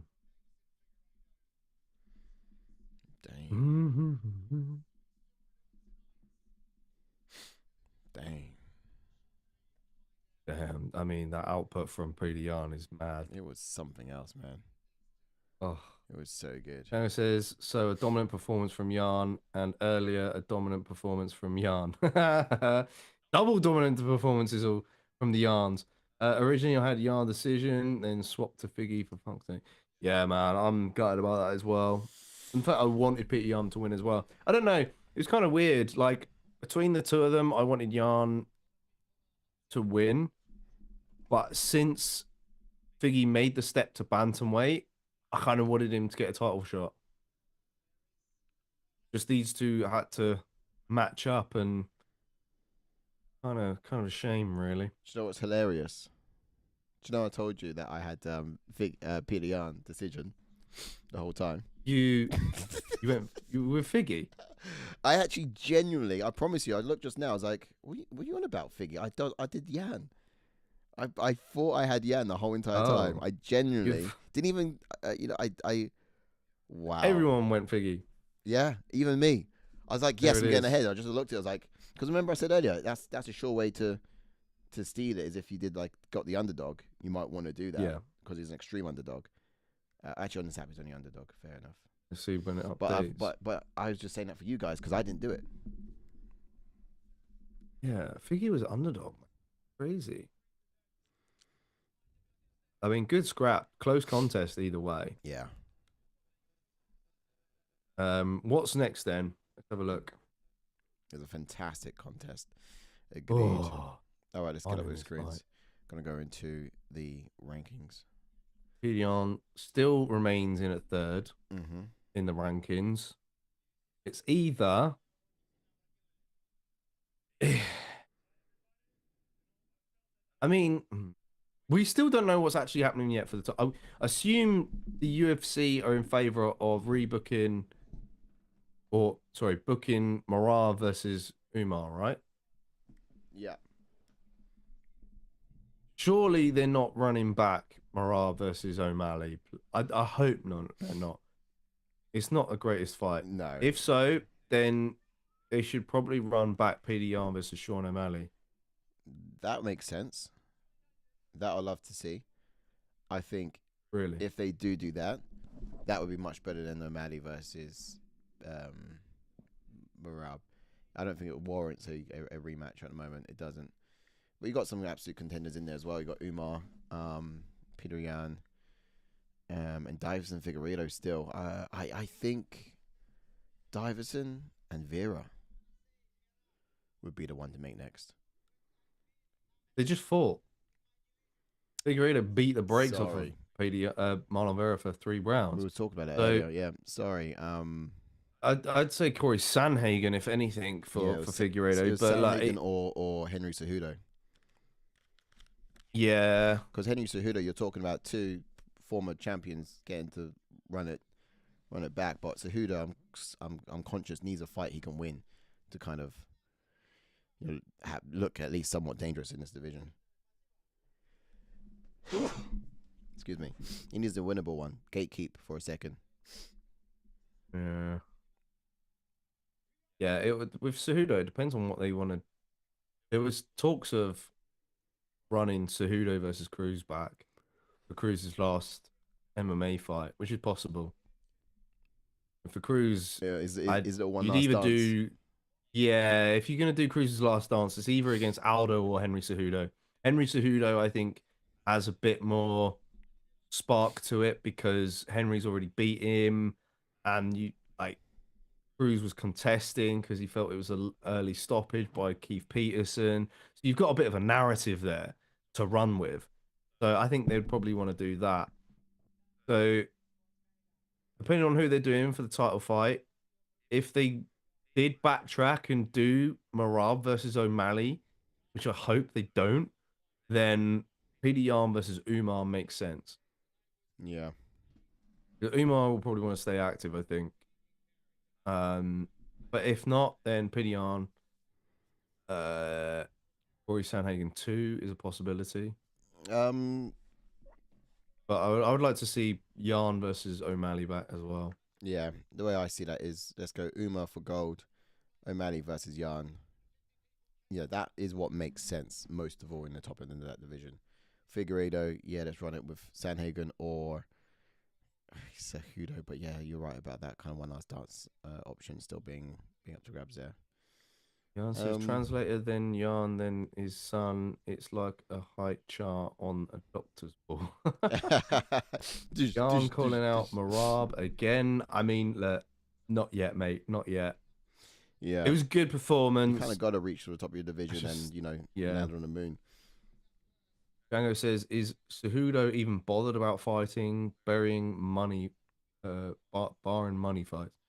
Yeah, no, he doesn't want to fight anyone else. I mean, I know Mauro Batista called him out to his face, but I mean, that doesn't make sense for him. And I side with Henry Cejudo on that one. Yeah. But fair enough. I think Batista, though, wouldn't be a bad option for Figueiredo. If he was going to give the guy some kind of push, then he should. I don't see Bautista versus Marlon Vera if you're going to give Bautista a push. It's a shout, yeah. But I think stylistically I like it against Figueiredo. But yeah, against Vera would make more sense in the sense of just by name and rankings. But yeah, that's Django says Umar can only fight early next year. Then it's Ramadan, so tends to eat a couple of months' time around it. Yeah, I can never remember when Ramadan is. It changes. February. Oh, yeah. It changes each time. I think in a couple of years' time. It's going to actually be on Christmas, I heard. Or maybe it's, Eid. Oh. Yeah, it's going to line up with actual Christmas. There will be some backlashes then, dog. Yeah, it's like, wait, no, my family. There'll be some backlashes then, dog. What are we going to celebrate? Wow, it's got to be Christmas, or it's got to be, or it's just going to be convenient because it's all in the same place. Brother B says, good morning, fellas, from Dallas. Good morning, early riser in Dallas. Waking up and the fights are ended. Wow.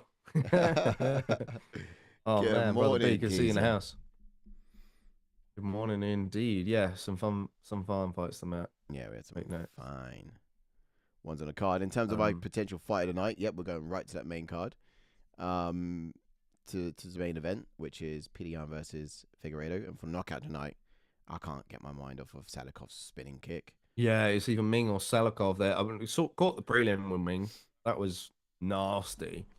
But that spinning wheel kick, man, spinning stuff all day. Yeah, it's just clean. And then you got Fernandes got a knockout as well. No, it was a sub, wasn't it? Mission, man. Off. Upset of the night, for sure. 100%. That was not the card for China. They only had 2 victors on that main event and 4 overall across the whole entire night. But for everyone else, fantastic card. I enjoyed it. I think they should do that again. And they had a chance to do it better, but next time, hopefully, they give more thought to it. Next time, I hope. But also, Yan Jinan at the top of that division, you got Suarez and you got Weili Zhang above her. It's an exciting little tie in terms of what happens next. Yeah, no, it is. I think, because we didn't really get into it earlier because I had stream issues on my end. Yeah. Yeah, I think she's just going to have to hold it down, you know. No, that was it. It's just, Weili Zhang was scheduled to fight Vivian Werner Jandaroba, I think. And Jandaroba may have pulled out. I haven't. Suarez is injured at the moment. Oh, she's not fit at the moment. There for it. Xiaonan should. Oh, it's a difficult one for her.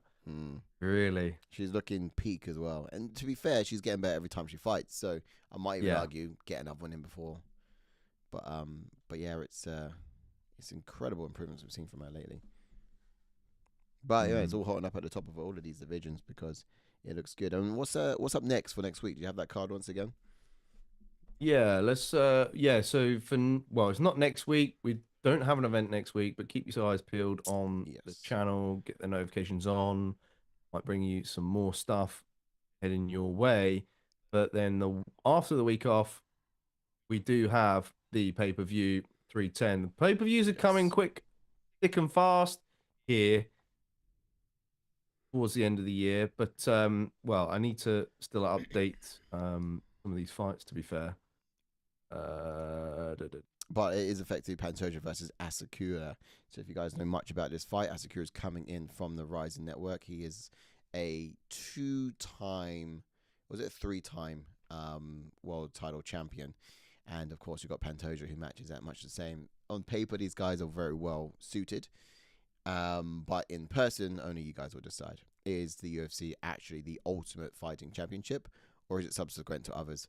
And I think that's the kind of narrative that they've set themselves up for when they pair a champion elsewhere up against a champion here for this flyweight division bout. But yeah, there you go. I've updated it. So at the moment, as it stands, we've got Nate Landwehr versus Duho Choi kicking things off on the main card.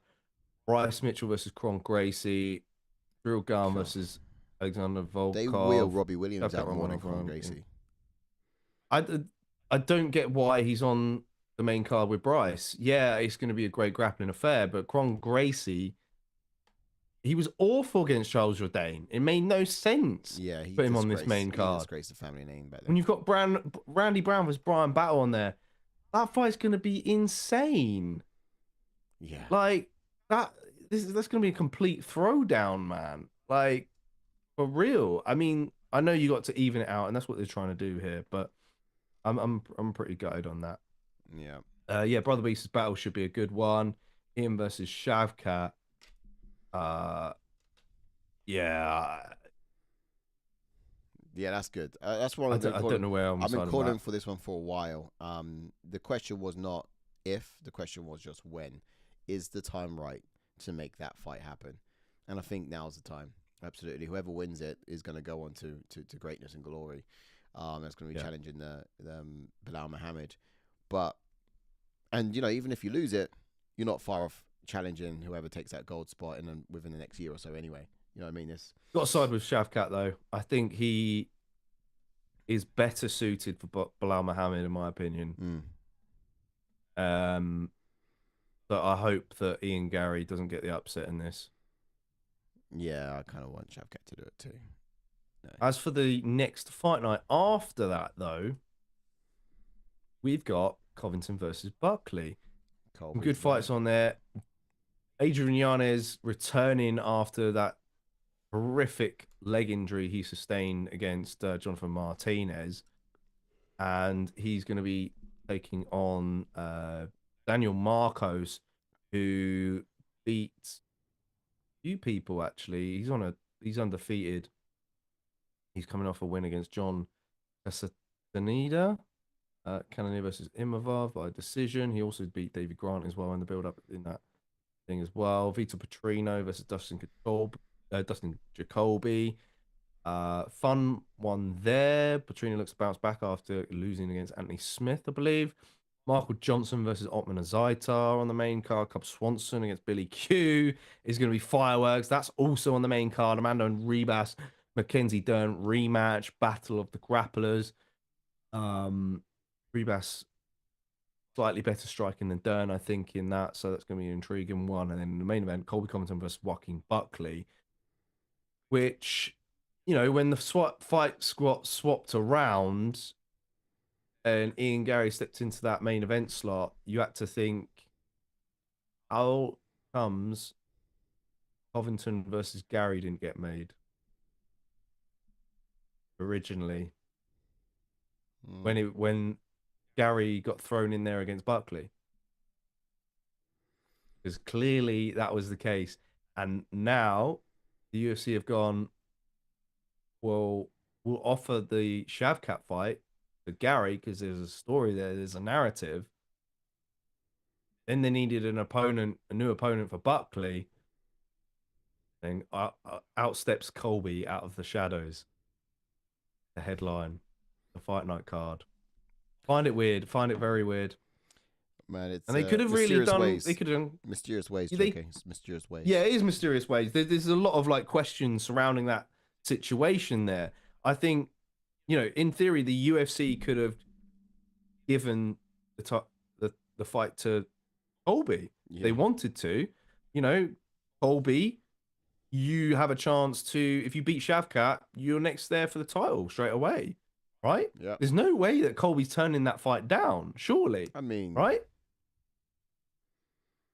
He's not. Which makes me think it's a business decision from the UFC that they've given it to Ian Gary instead. Do you reckon so? Both guys undefeated. Both guys trained together.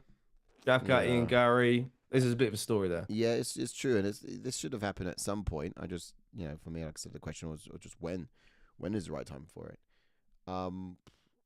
Yeah, because I still do wonder whether I don't see Colby taking the Shavkat fight. I mean, that's a terrible fight for him. It's a terrible fight. So it's a horrible fight, of course. Yeah, no, stylistically, I mean, anyone that gets put up against Shavkat, I think it's a horrible fight. Yeah, Yeah, well, stylistically, actually, Ian Gary and him is interesting. It's really it's like the closest competitive match I can see in the division at the moment. Yeah, and for Buckley, is Buckley going to be the one to knock out Colby? I think that's where it's lying at the moment. Brother Beast is so happy Buckley gets the main event. Yeah, man, been a long time coming. Well, says great stream as always, lads. Have a good rest of the day. Thank you, sir, and you as well. Thank you. Yeah, thanks for cheering by, and cheers Shango as well for the watch along. Yeah, thank you, Shango. Yeah, you're very welcome, guys. Yeah, it was a fantastic event. What a day for having UFC. A good time of the day for sure, man. What a day to be alive, boys. What a day to be alive. Exactly. UFC. All right, let's wrap it up there then, guys. Thanks for tuning in, as always. Never has such sentence been said before. 6 p.m. on a Saturday afternoon. Wrap it up there. No way have we ever said that this early. Before 3 o'clock even. After a quick nap. Gosh. Go on, sorry, I stopped your flow. Go on. That means my phone's on Do Not Disturb mode though. Strange. Thanks for tuning in as always, guys. Make sure you've got that notifications bell rang on our channel to check out our latest content that will be coming your way, hopefully this next week, where we do not have a watch along. But the week after, we're back for that pay-per-view review, of course, as I said. And enjoy the rest of your days. Take it easy, guys. Yes. Much love. Yeah, I thought you froze for a second there. All the best. Ciao, ciao for now.